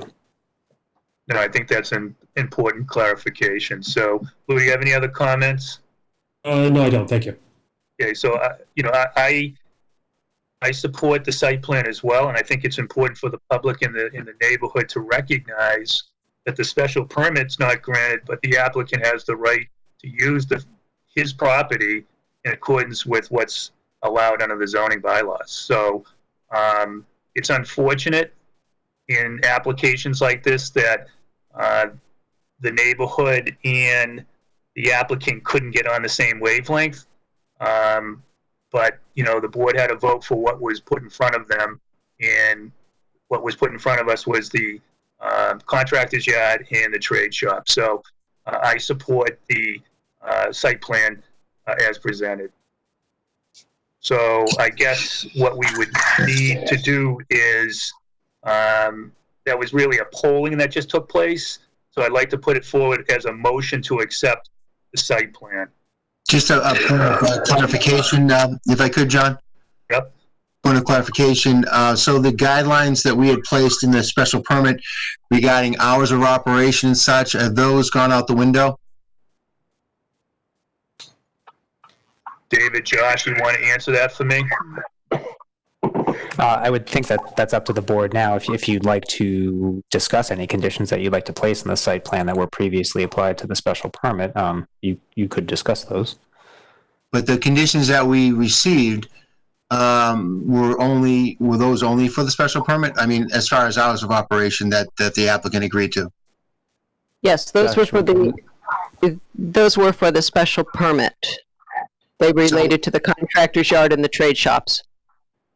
So would the applicant be agreeable to hours of operation conditions at this point? I don't know. Giuseppe, do you, I don't know that he would. Giuseppe, are you willing to take a restriction on hours of operation for standard industrial uses that do not carry hours of operation under the bylaw? If we are in compliant with standard operational uses within the I-1 zoning, then I would not take time restrictions. Thank you. Okay, so can I get a motion to approve the site plan as presented? Just not to if I could just interject for a moment, John, I just wanted to, point of clarification, there was other kind of site-related items that the applicant proposed, such as arborvitaes along the front. Are those also still being proposed, or other than the removal of the contractor yard, are any of the other kind of site-related conditions that were discussed earlier going to still remain on the site? I think the only item that we discussed tonight that's not reflected on the plan is arborvitae, if you wanted those. And I think that if the board thought that arborvitae along the front as opposed to the grasses, or a mix of arborvitae and the grasses, the applicant is fine with that condition. That's fine. Anything else shown on the site plan other than the contractor's yard area, which would be removed prior to endorsement of the plan, we would agree to anything else that's on the plan. And I think the only thing we discussed tonight was putting arborvitae along the front if you would prefer those to the grasses, and we are happy to do that. And then also just the fence. So would the fence that was proposed around the contractor's yard also be removed, I guess, or just never not constructed? It would not be constructed, correct? Okay, very good. Thank you, Chair. Group. Okay, do we have a motion to approve the site plan as proposed? So moved. Second? Second, Okay, why don't we do a roll call vote? Jim Sears, Yes. Peg Zelinski, yes. Lou George, No.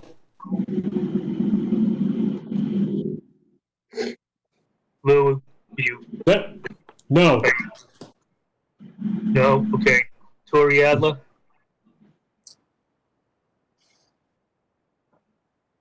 No.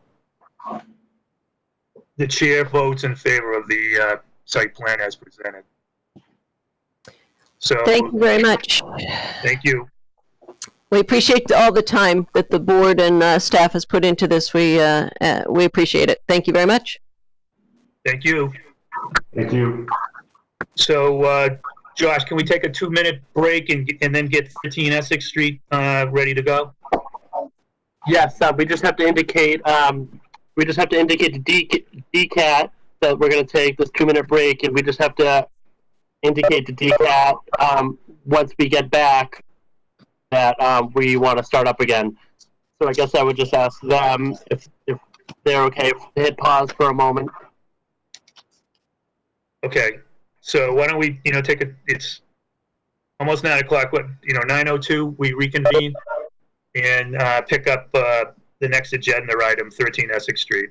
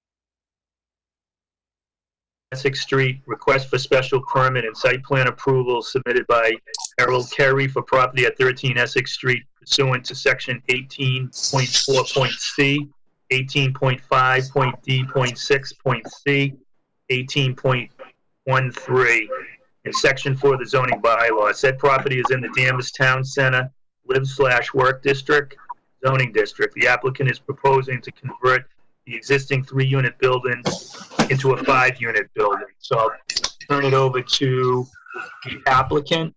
Mr. Chairman? Yep, Mr. go ahead, Chairman? Jim.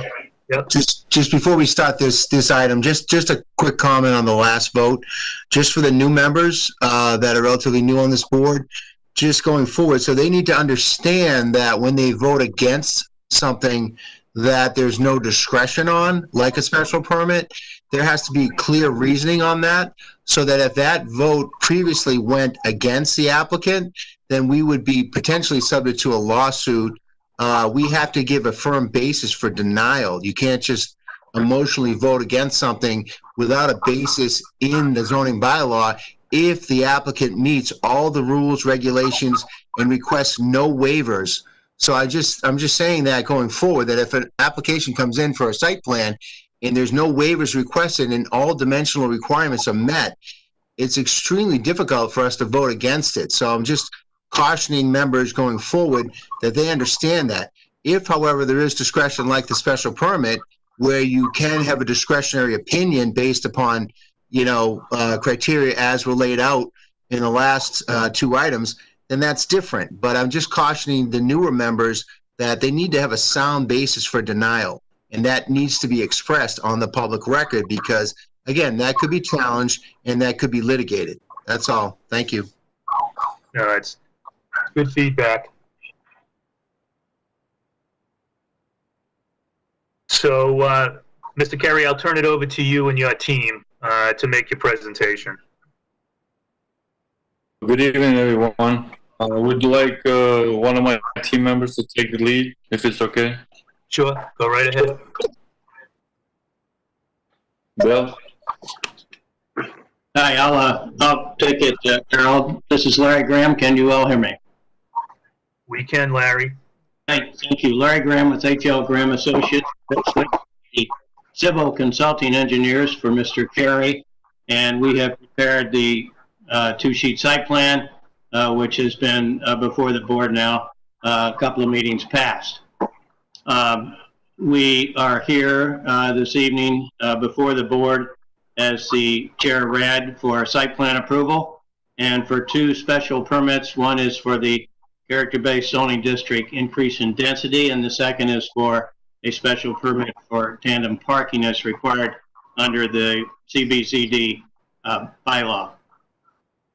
I believe the last time we appeared before the board was 2 meetings ago, and since that time, our office, as well as the office of the architect for Mr. Carey, Savoy Nolan, we have revised our plans and submitted additional documents for this meeting this evening. I wanted to point out right at the beginning that the board may perhaps note a couple of differences between the 2 plans from our respective offices. Our plan, my plan, shows 3 parking spaces in the rear of the building. That's on sheet 2. If whoever's bringing the plans up, that's on sheet 2. As you see, we're proposing 3 parking spaces in the rear of the building.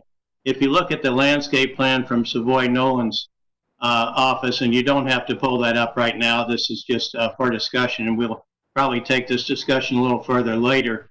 But the Savoy Nolan landscape plan shows that northerly or most rear parking space eliminated and that it is green space. Without that space, we still meet the parking requirements of 9 parking spaces. So that was an extra space that we had, and we felt that it was appropriate to put that into this site for the convenience of the occupants of the site going forward. So that being said, the Savoy Nolan office has made some significant changes to the site plan. specifically with a reduction to the building ridge height. And Bill Nolan of Savoy Nolan will speak to that in more detail. From our office, we have made some additional changes to the site plan since last reviewed by the planning board, particularly with respect to the drainage system and the grading in the rear of the site. That's the northerlymost portion of the site. We made those changes primarily in response to town engineering division. And for purposes of kind of listing the changes, Josh Morris had asked me to provide them in sort of a abbreviated detail, which I did on August 4th, and I'll just read them quickly. We made essentially, there's 10 items on this list. We doubled the capacity of the infiltration system to the rear of the site. If you go back and look at our plan of 2 weeks ago, we had 4 infiltrators in the back, and we now have 8. We, at the suggestion of the town engineer, we used an exfiltration rate different in our drainage calculations. We revised our drainage calculations. We provided an O&M document for the drainage system. And again, at town engineering's request, we eliminated the previously proposed earthen berm across the back of the property. And in place thereof, we're now proposing a timber edging, if you will, similar to a curb, which will direct drainage in the rear of the property to our drainage system, specifically to the catch basin in the northeast corner of the site. We revised what was previously a gravel surface area in front of that last parking space. It's now become a grassed area for more green space, as requested or as asked by the board and planning. We modified the drainage system elevation table. That's sort of a mechanical thing we needed to do with respect to changing the grading in the back. We added a detail with respect to compacted crushed stone beneath the catch basin and water quality tank. And lastly, we adjusted a section AA, which is shown on that sheet, as necessitated by the other changes to the grading and drainage. So we did that and resubmitted our information, our documents and plans on July 30th. And on July 6th, I believe, we received a letter from Stephen King, PE town engineer, basically suggesting that the engineering division comments and recommendations were addressed by the applicant and recommends approving the proposed site plan approval for 13 Essex Street. That's what our office did, and as I say, everything was pretty much concentrated in that back portion of the site. At this point, I could either address questions if the chair would like, or we can go on with the presentation from Bill Nolan of the Savoy Nolan office with respect to the building. Yeah, why don't we continue on with the presentation, please? Thank you. Thank you, Bill. Yes, can everybody hear me? Yes. So I'll move on to the architectural portion of the presentation. Can everybody see my screen? We can. Okay, great. So I'll start with the first page here that shows the building in context. I think these are some of the biggest improvements that we met.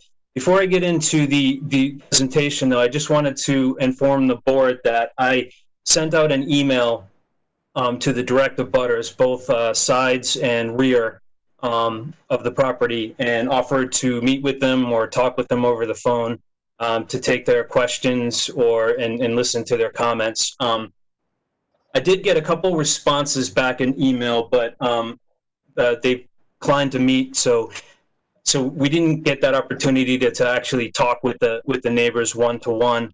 I'm glad to see that they're at least getting the materials. I know I received an email this week from Josh having one of our pictures used in the presentation. So it's good that the neighborhood's getting our information. So with that said, I'll hop into the changes that we made. Based on the comments of the last meeting from the board, there was, I think, the overwhelming concern of the previously presented project was the height of the building. So my team and I went back and looked at ways to reduce the height of the building and bring it more into scale of the existing house there and nature the existing neighborhood. And we were able to take a different approach on it. This is a more complicated construction. So the previous proposal was a simpler construction, just a simple A-frame roof on top of it. This is a little bit more complex, but I don't want to overstate it too. And I think the overwhelming benefits to doing this is, one, the height restriction or the height reduction. Also, the architectural details, I think, are more in keeping with the existing house and with other architectural details seen in the neighborhood. And I'll just hop right into that. Same imagery as we showed last time with the new proposal. So this is the perspective images here, and you can see now where before building in the back kind of stood proud. The existing building, it kind of blends in there. It is slightly higher, and I'll get into that, but you can see from the perspectives here, it looks very similar to the height of the existing building. I think this image right here that I'm circling shows the reduction in the best light. You have inside the red here, the existing building that's currently on the site right now. This purple dashed line up here is the proposal at our last meeting. And you'll see that there's been a approximately 7 foot height difference between ridge to ridge. I also want to note that in Danvers, the roof height is taken from the mean roof height, and we were well within that in the previous proposal. This is reducing it even further. So now we're significantly under the 45 height limitation, especially if it's taken from the mean roof. In fact, I think we're under slightly the 45 height limitation with all of the structure. So we're well within that. Purple line right here, and then obviously this red line inside is what we're currently proposing for the structure. And we were able to do this and keep the third floor in this by treating it as similar to a shed dormer. Front and back, you can see the shed dormers here and here. The other comment that we heard from the board was the architectural details, the style of it, the aesthetics of it. And that's also something that my team and I went to work on trying to improve. In these initial conceptual images, we actually intentionally try to keep it, somewhat vanilla and make sure the project's, got the right theme and we're moving forward with it. And then we add detail as we go. But it seemed like from the comments from the board, they wanted to see a more finished product. So we went into looking at architectural details and material selections. The majority of the building will be the existing shingle siding that's on the building right now. And we're also proposing a material switch here. We don't necessarily have to completely determine what it is. There'll just be a tonal change and a material change here. What we're showing on the models right now is a board and batten, which is currently a style that's in favor right now.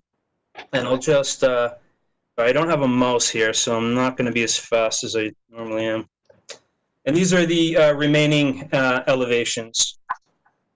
I'll try to move this along fast too. So this would be the front street side. This is the side of the building. Side of the building right here. The This would be the rear of the building.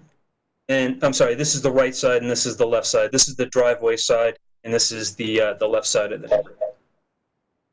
Okay, so moving on. This was the locust plan that we showed last time. This really hasn't changed, so I'll skip that. And the last page here that we'll dive into detail, we were asked to, well, going through the redesign of the structure. Sorry, there's a window on my way here. If you can just give me 1 sec.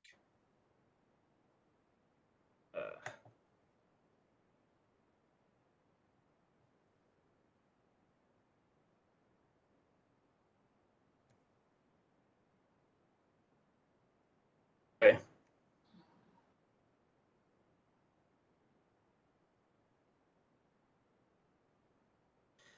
So I'd just like to reiterate what Larry was talking about and the differences between our site plans. We typically, neither one of us, Larry or myself, like to go into meetings with plans that don't necessarily coordinate. And we did it in this case intentionally to give the board some options that we were thinking of. In Larry's plan, he's showing additional parking more than what's required by the bylaws. And in this plan, and this was based off of actually some of the neighborhood comments that we got via the emails that were sent in, that we were losing too much green space on the back of the property. So this was an effort to at least address that, potentially. Since we were over 1 parking space, thought that we could convert that parking space and reduce the turnaround or the hammerhead for it and convert that back into lawn. So essentially the board has the option on what they would prefer. I guess we could wait to see what the neighborhood would prefer too. So we're trying to be proactive in listening to not only the board, but the neighborhood as well. In addition to that, we wrote down a bulletized list of the public benefits of this project, and I'll just read those. They're on the sheet listed right here in this box, but I'll just read those quickly. So I started last meeting talking about the intent, the purpose and intent of this this new character-based zoning, and one of the first things that popped out was more high-quality housing for a variety of age groups, household types, and incomes, which I think this project is endeavoring. We're trying to, there are multiple size units here, which would correlate with the costs of each unit, and also potentially a different family dynamic as well. One of the first things that we proposed, and we're continuing to propose this, is the enhancement of the pedestrian environment, mainly the street improvements, planting of a new street tree. This is this tree right here. Now, there was some conversation about is 1 tree enough? And the answer to that question, based on both Larry and I and Harold going through this, is that it really is. 2 trees or multiple trees in this area, I think, wouldn't really aesthetically look correct, and they would fight each other. And then there was also some issues of potential utility lines going under there. So it's not for just trying to minimize the amount of vegetation on that street. It's more to the point that it's the correct thing to do.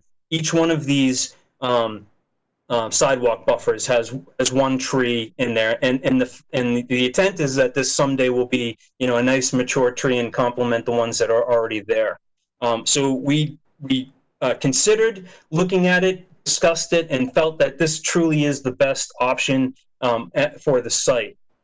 And I also want to point out that there's an existing apple tree that we're on the site currently that we're proposing to maintain. So there are multiple trees along that area. Thirdly, we're also looking at defining the pedestrian edge of the sidewalk with these plantings, similar to the previous proposal, where kind of defining that edge where the people walk on this. It's defined here by the grass. This is the sidewalk, and it's defined here by the grass too, but also defining the edge of the driveway and entrances not only beautifies the scenery a little bit, but it gives people some basic wayfinding technique strategies too. And we're going to maintain the existing sidewalk. That's an obvious one. Third on my list is a context-based building that preserves and reflects the existing architectural characteristics of the residential neighborhood. We're doing that first by maintaining the existing house that's on the street. That's going to stay prominent to the street facade, and we're seeking to add an additional building towards the back of it that complements and picks up on traditional New England style homes and with common architectural things that can be seen throughout the neighborhoods of Danvers, including this one. Wanted to talk a little bit about the outdoor amenity space. So the type, based on the character-based zoning regulations that have been submitted, this is the type of a private common yard and garden. It was asked at the previous meeting by one of the board members if there was any intention to allow public access to this, and I answered that last as this is a private and wouldn't be appropriate to invite the public onto it. But we do meet the requirement of 15%. In fact, we more than double it. The proposed OAS is for this project has been calculated at 37% when we're only required to have 15%. This might be the biggest amenity directly to Danvers, but there's a $70,000 fractional payment to the town of Danvers forwarded to used to forward the affordable housing goals that will be as a result of an approval of this project. And I failed to mention that at the beginning, and that probably should have been the first thing that I mentioned, but that I just wanted to draw attention to that as well. And then lastly, the whole reason why these character-based bylaws are being put into place, and not only Danvers, but all towns around, is to promote a vibrant downtown that is used by its occupants, and to try to the extent that we can eliminate traffic, cars. I was excited to see this put into the bylaws and kind of forcing people to think about getting outside of our cars and being able to get downtown to Danvers. So just wanted to draw attention to the indoor bike storage and thought to how it's used and how it's making it as easily accessible to the occupants as possible.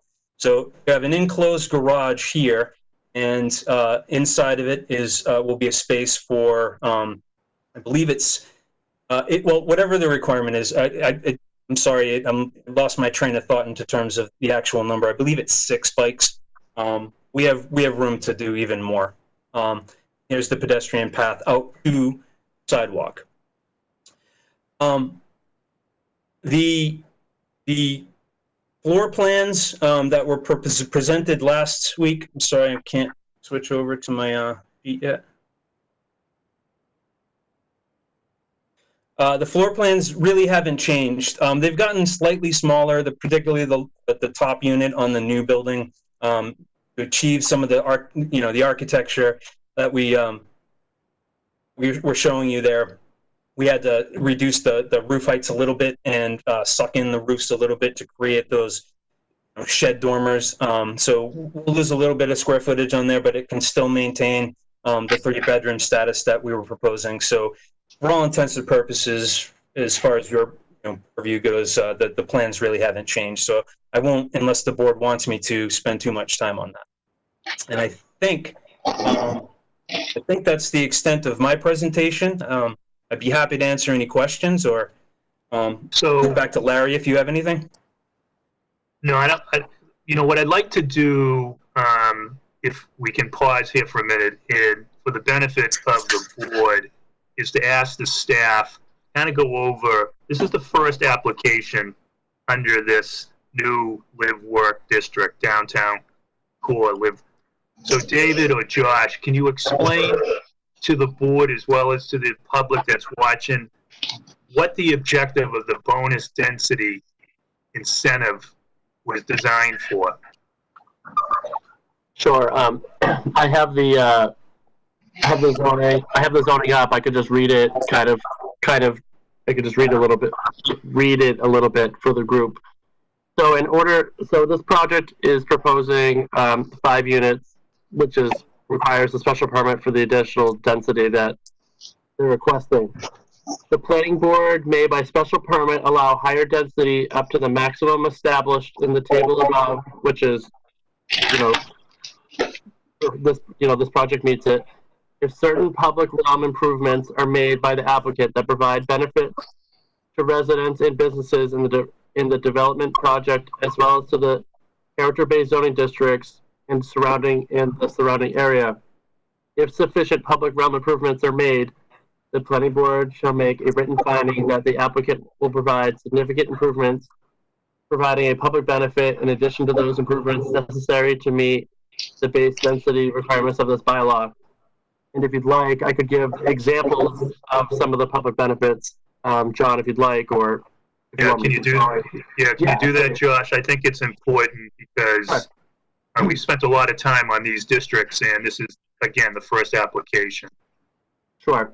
So some of the eligible public benefit improvements. These improvements shall include on-site or off-site infrastructure improvements, streetscape improvements, open space, or other amenities not otherwise required by any town board or agency, serving a public purpose to be constructed in an attractive, context-sensitive, or pedestrian-oriented manner. Some eligible improvements include the following. Improvements to designated civic zones for the purpose of enhancing publicly controlled, active, or passive recreation in desirable locations within the character-based zoning districts, in addition to the outdoor amenity space required in Section 18. Land acquisition or donation to the town or designated nonprofit agency. I'm not sure this particular thing, but this particular project, but transfer development rights between eligible zones and eligible receiving zones.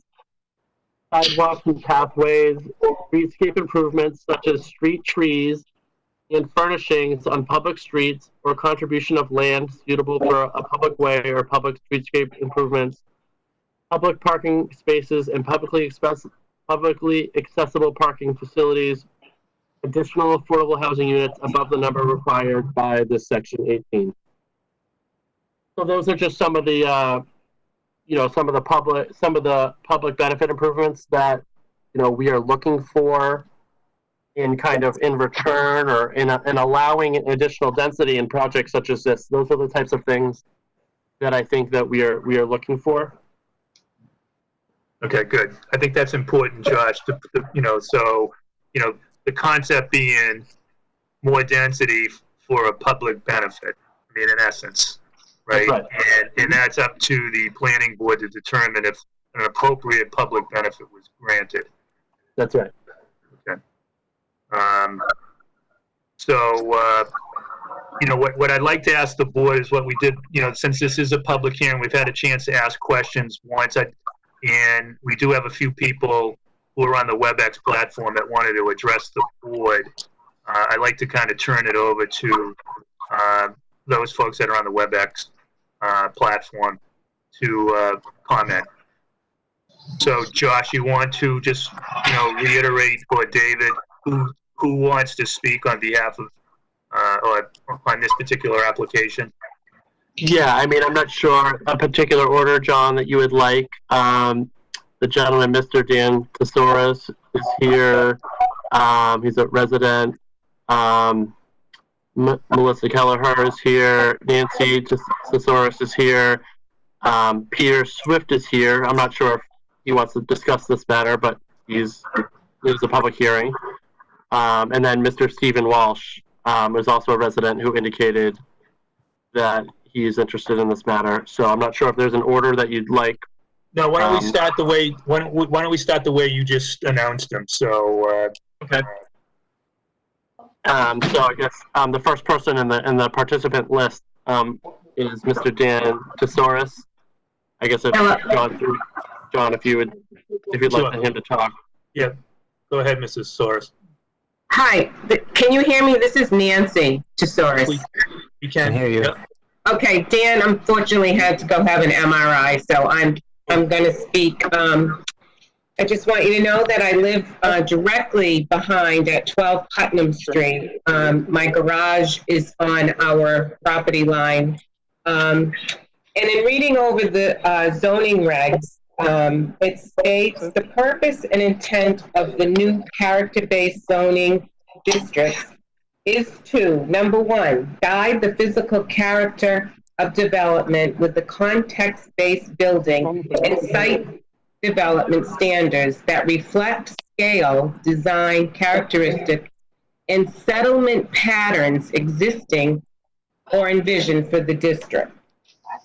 Now, focusing on the settlement patterns for the districts and Putnam Street, Essex Street in particular, existing settlement patterns in our neighborhood establish the neighborhood is predominantly single family. It's 69%. Of course, there's some 2-family and 3 families, and then there's condos. So our neighborhood being predominantly single family, a 5-unit building is out of character with the neighborhood. And if the zoning is supposed to be character-based zoning, the planning board ought to follow the character of the neighborhood. A 5-family building is too big and out of character for the neighborhood. I've lived here for 40 years, and I've been through a lot of changes with the town, which are wonderful, evolving, and I'm not opposed to change. But if you are in the neighborhood and have walked the neighborhood, Cherry Street, Putnam Street, Essex Street, they have gobbled up every inch with condos and expansion where there's barely space and grass left. And I hate to see our city turn into what's happening in Beverly, big, huge buildings, every space is taken up. Our town has always been a sweet little town. I love the expansion going on, but to take a building and you drive it back as far as you're going to do that, and I mean, that's just the beginning. That's the first one. There'll be every little inch of downtown residential will be gone. So also, my husband was very worried, and I'm very worried about our water damage and property damage from flooding because we are lower than 13 Essex Street. And I guess that's it. Okay. Well, thank you for your comments. Thank you. Josh, who's next? Let me see here. It looks like it's Mrs. Melissa Kelleher. Melissa Kelleher. Yep. Oh, you're unmuted. She's here. Go ahead, Melissa.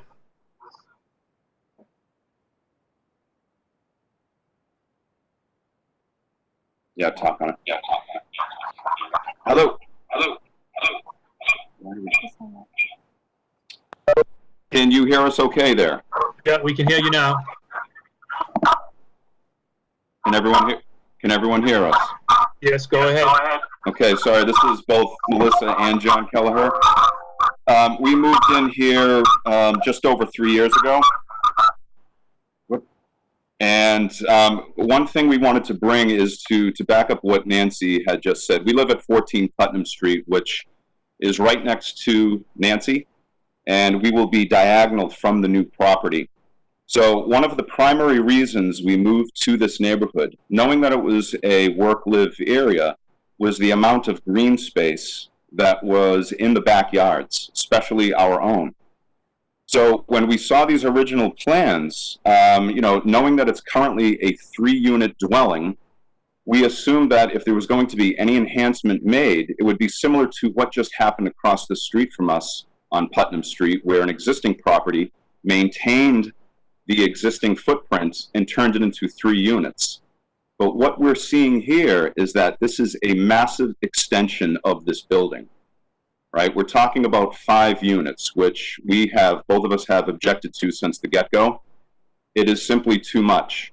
And the fact that you have such a long structure and such a structure of this height, and as I'm looking at the plans, I'm seeing the windows right at the back of the structure where there are 1, 2, 3, 4, 6 of them. Those will be looking directly down into these backyards. So our primary concern is really an invasion of both the vertical space. Currently, we can look out and be sitting in our backyard. We have trees. We can see the skyline. We can see the sky when we're out there with our families. And we see this as the first step of happening all up and down the likes of either Putnam or Essex Street, where it's just being turned into condo after condo. So we were not opposed, and we have never been opposed to taking the existing 3 structure, the 3 units, and enhancing those and having those remain as three units. But to extend this property further down into the footprint of that land area and getting closer to our properties, we see that as being a precedent. So we object to this design, and we object to the encroachment to our vertical space and the green space around us. Okay. We appreciate your comments. Thank you. You're welcome. Josh, who's next? I'm not sure if Peter Swift is still here. I'm not sure. I'm not sure if Peter Swift wants to talk on this matter. He is here. Say whatever you want. And as I said, that I asked for an appraisal of the neighborhood so we could determine that.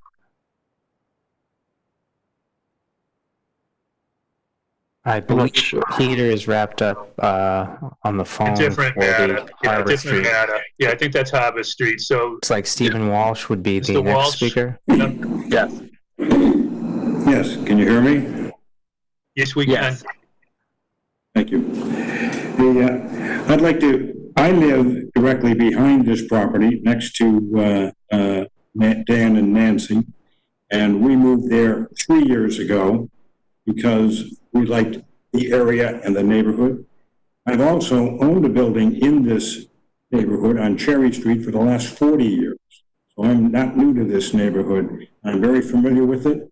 And I chose to move from the prep area to the downtown area because I thought it was an appropriate downtown. And I'd like to start by citing the purpose right in the beginning of the Danvers zoning bylaws. It basically says it's to protect and promote public health, safety, and welfare by 1, preventing overcrowding of the land, 2, preventing undue concentration of population, 3, providing adequate air and light, going on and on, conserving open space. So 13 Essex Street adds nothing but overcrowding, undue concentration, reduction in air and light, degradation of the environment. We're going to be paving over most of this lot and building over most of this lot. So people choose Danvers downtown for a reason over places like Salem. And that is because there's some open space and air, it's not over congested. And this property is proposing to have 12 bedrooms. It'll sleep 24 people. It is on no larger lot than the average lot on the entire street. In fact, it is smaller than the lot owned by Derek next door, who I know wanted to be on this, and I don't know if he's having technical difficulty, but his privacy is greatly invaded by the balconies that are overlooking his single-family home. That he moved into this neighborhood recently for the same reasons that I did and that John and Melissa did. So people live in their backyards. That is what makes a neighborhood. And putting a structure like this, 5-unit apartment building, twice the size that it is right now, is an invasion on everybody else's privacy. We went around and we canvassed the neighborhood to find out, well, what do they think? Because I didn't know many of the particular neighbors. And I sent that petition in, and I don't know if I can bring it up myself. I'm not so good at the PowerPoint. I don't know if I just blacked out everything by pushing that button. But I used, as a matter of fact, the same map that was provided by the engineer, which showed all of the homes in all the way around that entire property, which is in the middle of the block. We went to everyone that was home. Everyone opposed it, except for one, which is Maria next door, who intends to come before the board and tells us that she wants to make her 2-family a 3-family. So she just wanted to stay out of it, in my mind. But everybody was strongly opposed to it. Nobody, did we find, favored it at all. And that's for good reason. It is what it is. It's too big. That's Donald Trump would say. It is what it is. We look to the planning board as the gatekeepers and the protectors of our neighborhood to safeguard us from the overbuilding that this project represents. It is a change in the fundamental character of the neighborhood. I also looked in this character-based zone. There's about 50 homes. There are only 2 5-units in this entire zone. They're on Cherry Street, right up next to the now smoke shop. And those 2 apartment buildings have been there forever. Aside from that, there is not a 5-family in this character-based zone. This too is why you should not allow this, because if this is your standard, then I can cash out and make mine a 4-family. Dan can do the same thing. So can John and Melissa. So can damn near everybody on that street. Multiply and make it a hot, airless, paved over, built over area. That's not why people chose the downtown of Danvers.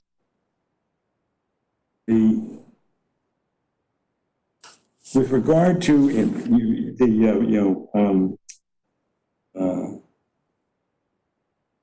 let's see another note I have. It's obvious. I mean, he's trying to park cars underneath the building because there's no space on the land. This lot is no bigger than my lot and anybody else's lot. And in fact, it's smaller than many people's lot. The idea of the snow pileup that's going to occur there, and they think that they can put it in 20 feet of an area. It's just not going to work because there's not an inch left for a car to pull out of that tandem garage and try and make its K-turn and get out if there's anything on that driveway, because there's no room for it. So for reasons really expressed very eloquently by both John and Nancy, this project should be turned down, in my mind, flat. Thank you.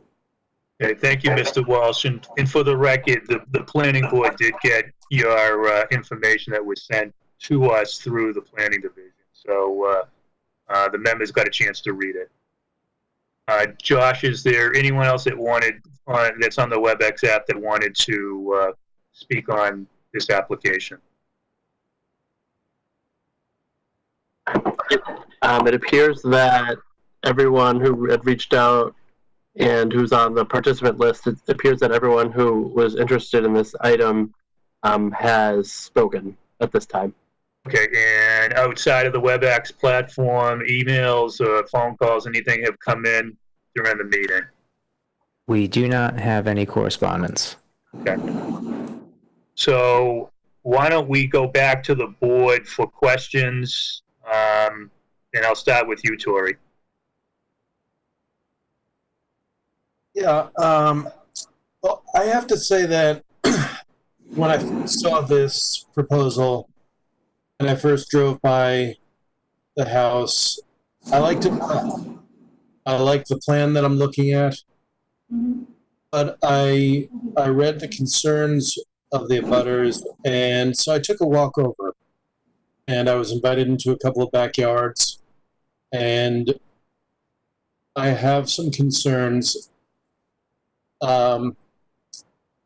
Starting with 15, I recognize 15 Essex seems to be the only abutter that does not oppose this, but right now the existing structure has very few windows facing their backyard, and the new structure has, I think, 14 windows on a much larger wall, and that's virtually on the property line, looming over their backyard. On the other side, 11 has what is now a very private seeming backyard, which would have 2 balconies almost directly over it. It's a very narrow driveway. Those balconies would be directly imposing on the backyard of 11. The properties on Putnam Street, I think the reason we're hearing so much from the abutters on Putnam Street is because they have spacious backyards. They bought into a neighborhood where they would have a reason to expect that a building wasn't going to encroach so close to the property line, and this would present significant shadow, a lot of windows facing their yards, and would minimize the green buffer between 13 Essex and their properties. The other thing I noticed that gave me a lot of cause for concern when I looked at this from Putnam Street is this property is graded up over all of the surrounding properties. I understand why abutters are talking about flood risk, because 13 is substantially higher than the Putnam Street properties behind it, or 11. So, yeah, those are my concerns, that this would change the character of the surrounding properties. This would impose on them and potentially create a flooding risk. Additionally, there would be seemingly a lot of cars, and the potential that in the future more driveway could be paved. I don't know that we have jurisdiction to prevent that from where we stand right now. It looks like we're fitting a lot of cars in a very small pavement. Okay. Those are the concerns I have right now. Okay, so what I'd like to ask, Jim and Peg, you two with me were on the board when the zoning districts, we put a lot of time and effort. So let me turn it down to you to ask the question. And, given the density quest here, is this meeting the spirit of what our expectations were? Or what, I should say what your expectation is. So Jim, can I start with you? Sure. I was a little surprised at the density, and I know initially they were thinking about a 3-unit. I think it is a bit obtrusive for this particular area. I know there was a comment about, Cherry Street not having any 5-unit, larger than 5-unit buildings, which I think that's an incorrect statement, because there are several developments that exceed 5 units on Cherry Street. But Cherry Street is a commercial 1 zone, and over the last several years, it has been greatly expanded. There's several condos on, there's a 6-unit on, I think it's 25 Cherry, and there's a few developments on there that well exceed 5 units, but they were kind of crammed in there, and I wasn't particularly crazy about that, but because that was a commercial 1, that's how that got in. But on this particular expansion of what we initially started when we reviewed the commercial 1 zone downtown, our plan was expanded to include some of these areas. I think that I would agree that this has kind of gone beyond my perspective and my understanding of, you know, the live work zone. I think it is a little bit too broad for that use. I do think that, I mean, it's important to note to people when they're concerned about, you know, flooding and things like that, that when a developer builds a site and they have stormwater management controls in place, all of the runoff from the building is, and from the impervious surface has to be managed on site. So that water is all going to be managed on site as part of the development. But that being said, I still feel that it's a bit obtrusive and a bit too large for that particular part of the new zone. But one other thing with the comments, you know, you own your own particular lot, you own your own particular yard. I'm not sure we can dictate, you know, if people choose to not landscape their yards or not have a grassed area. I'm not sure that, you know, neighbors would have a site easement or a view easement where they can dictate, you know, what another neighbor can do. But overall, in general, I think this, John, as to your first question, is too expansive on the original intent of what we were trying to propose, especially for these streets that are behind, you know, the major thoroughfare of Maple Street. So that's my comment. Yeah, thank you. Peg? I have to agree with Jim. I'm very much of a proponent of higher density within the downtown. I think the live to work area, I mean, we could have higher density, which provide, and our intent was also to provide affordable type housing for people within the downtown area. When we started out with this whole this project of changing the zoning and providing higher density, and also having people provide, if they wanted even higher density, a public realm. I also walked this area, and I have been concerned about the size of the building. It just, we're almost out of, I think, the live to work zone, aren't we? Doesn't it just go down on the other side of Essex Street? Or is this the last street in the live to work zone?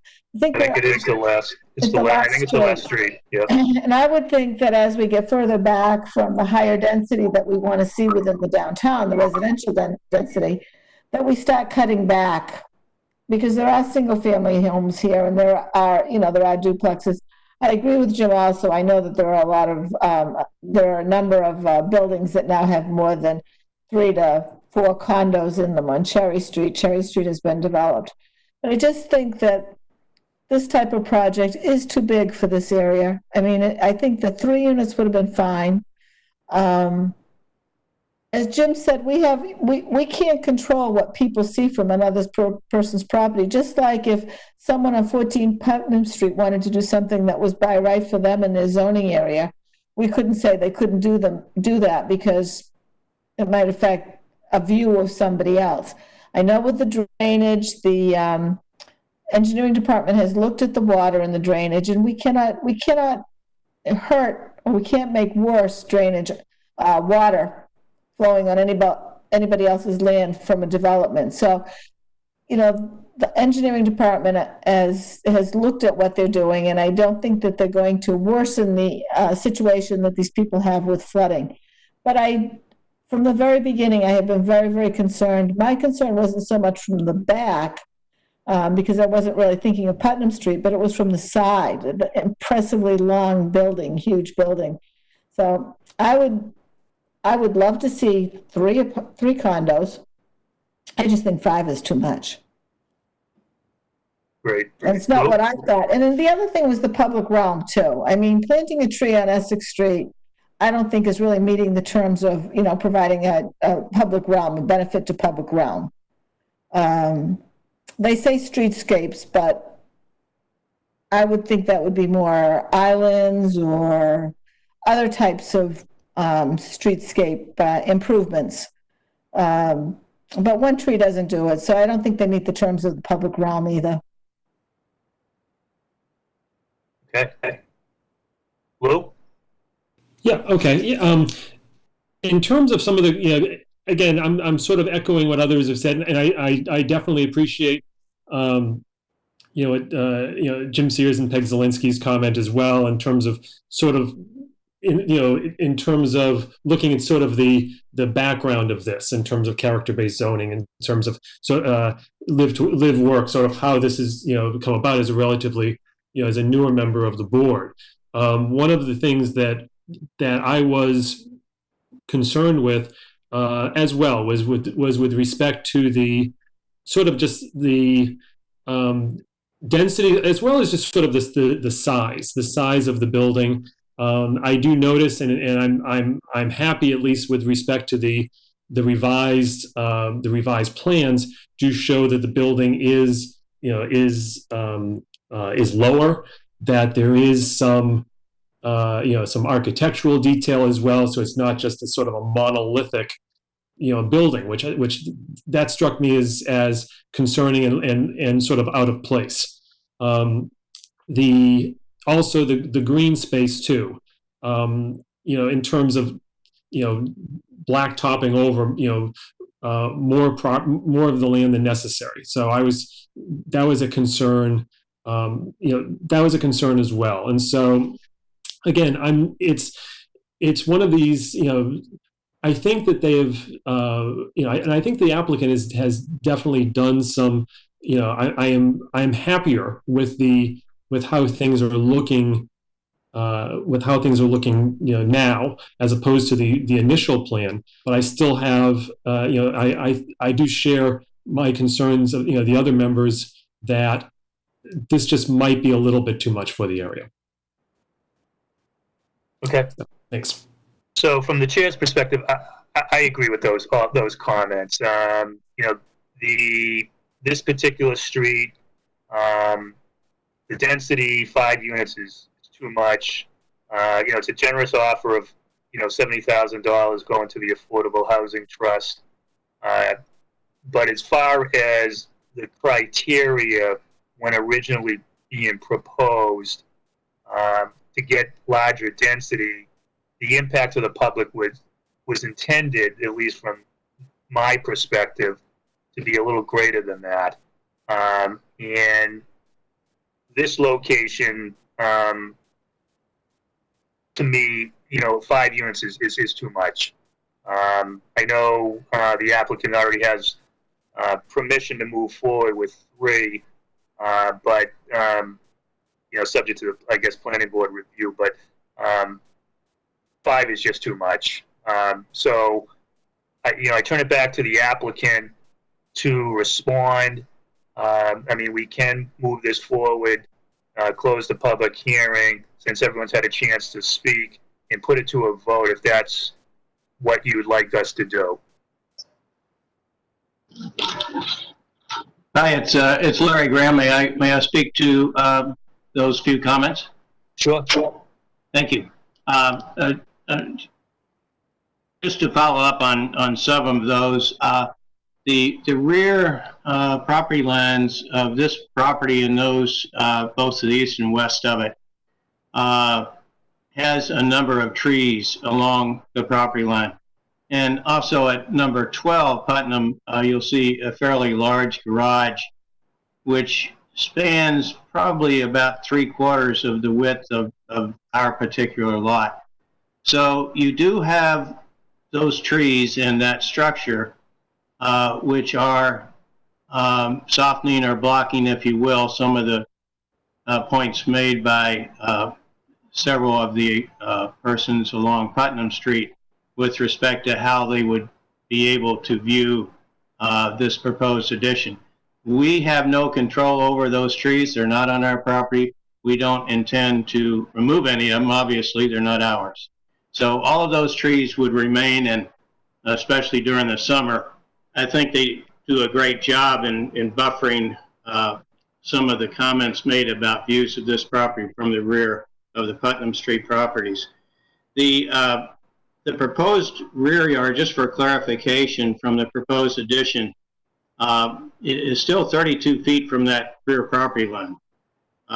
Right now, the garage, although albeit a 1-story garage, is about 47 feet from the property line. This 3-story structure would be 32 feet from the property line, so we are moving it 15 feet closer.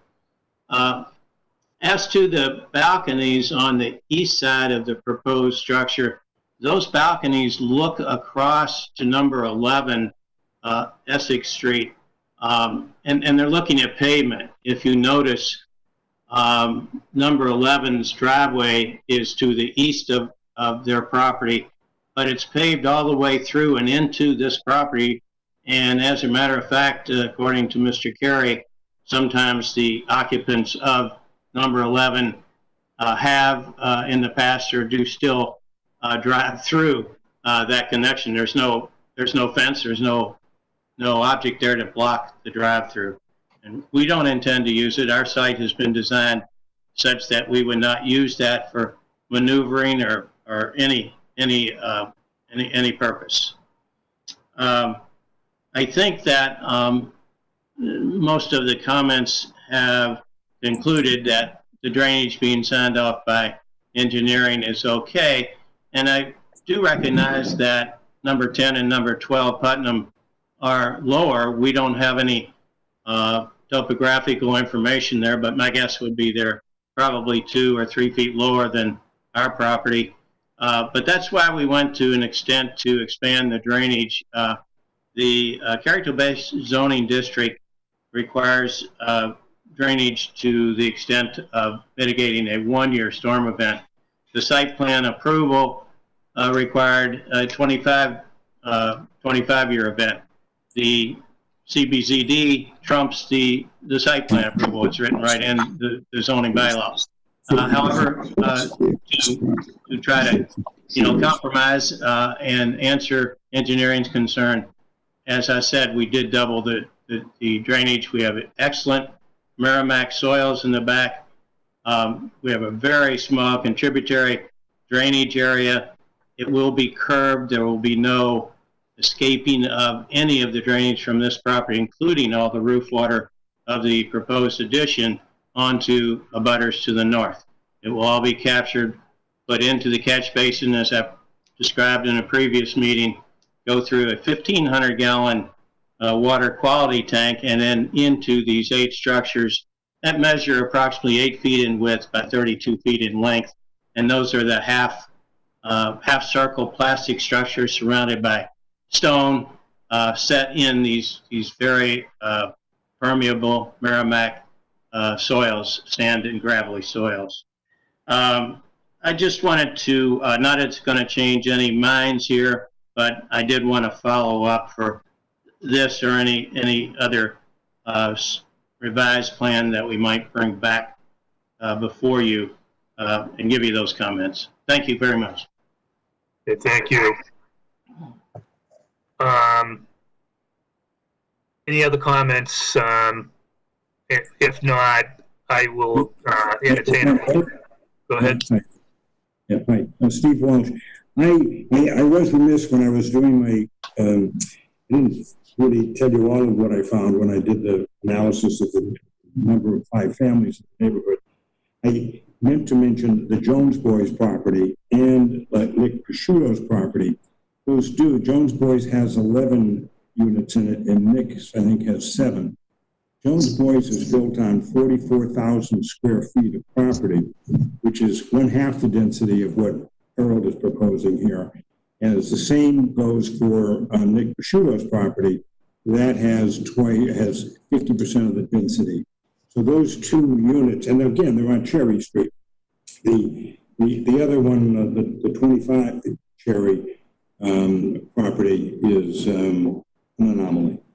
So, and as far as those trees protecting us from this structure, in the summer, there's some protection, but it's, it's winter 6 months of the year around.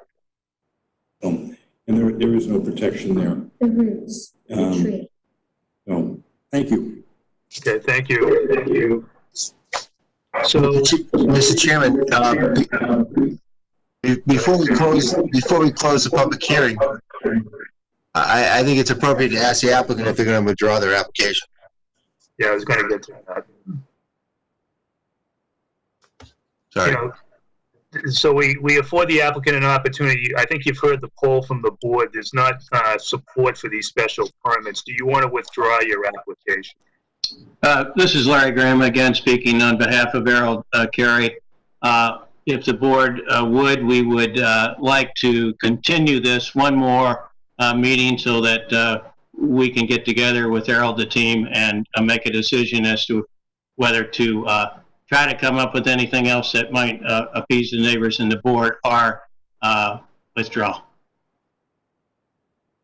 Okay, I'm comfortable with that. Are the other board members comfortable with that? I mean, I think it's going to take a lot, Larry, to change the board's mind. I just want to be honest with you. I understand, and I think team members that are on this evening, as well as Errol, to understand that. Thank you. Okay. Do we have an action date, John, on this? What's the action date for staff? Under the state of emergency, we don't actually have any action dates currently. Okay, I'm fine with the continuance to the next meeting. I move to continue to our next meeting of August 25th. Is there a second? Okay, second. So let me do a roll call. Jim Sears? Yes. Peg Zielinski? Yes. Tori Adler? Yes. Lou George? Yes. And the chair's in favor of continuing to our next meeting. Thank you very much. Thank you for your time. I believe that ends the agenda, right, Josh? Because the other agenda item was withdrawn, or wanted to have a continuation to the next meeting. Is that correct? That is correct. 188 Elliott Street, Christ Redeemer Church, major modification, has requested to continue to that August 25th meeting as well.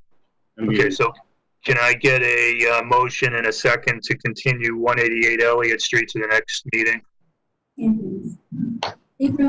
Moved to continue 188 Elliott Street to the next meeting. Is there a second? Second. Okay, Lou George? Yes. Lori Adler? Yes. Peg Zielinski? Yes. Jim Sears? Yes. And the chair is in favor of continuing to our next meeting. Is there any other matters that needs to be brought forward by the staff before we adjourn for the evening?